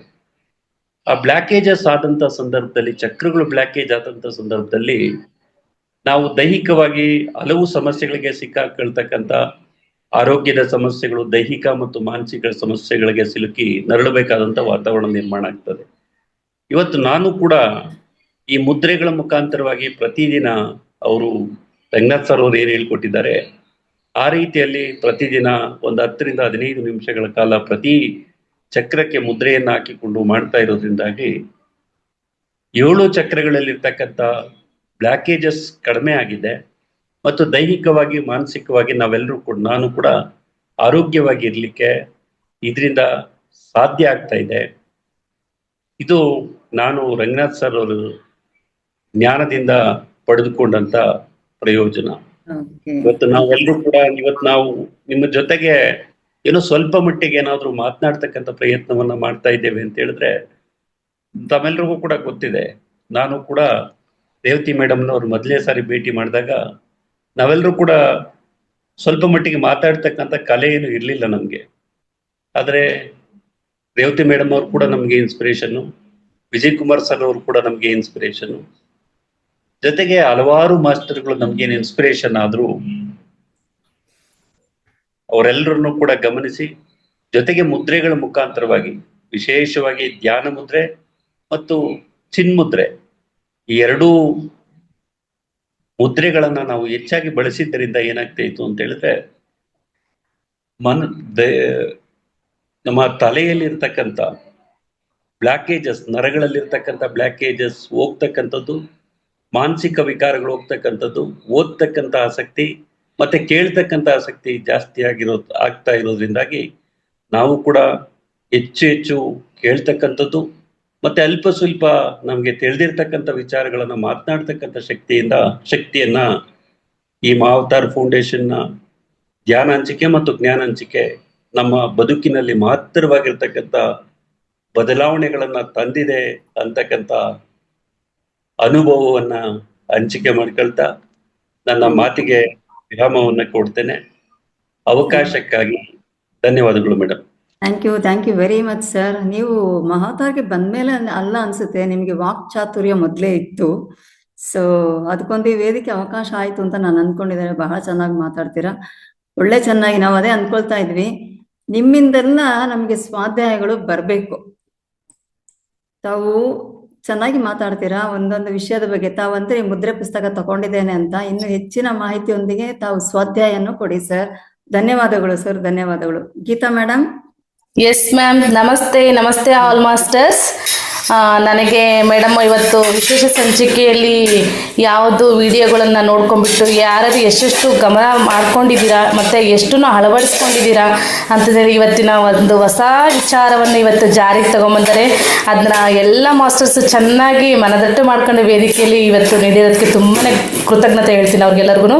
ಮೇಡಮ್ಗೂ ತುಂಬಾ ಕೃತಜ್ಞತೆ ಹೇಳ್ತೀನಿ. ಯಾಕೆಂದರೆ ಈ ಥರದ್ದು ಹೊಸದು ತರಬೇಕು, ನಮ್ಮನ್ನು ನಾವು ಗಟ್ಟಿಗೊಳಿಸೋಕ್ಕೆ ಅವರಷ್ಟು ಪ್ರಯತ್ನ ಮಾಡ್ತಿದ್ದಾರೆ ಅಂದರೆ ಅವ್ರಿಗೆ ತುಂಬಾ ಧನ್ಯವಾದಗಳು ನಾವು ಹೇಳಲೇಬೇಕು.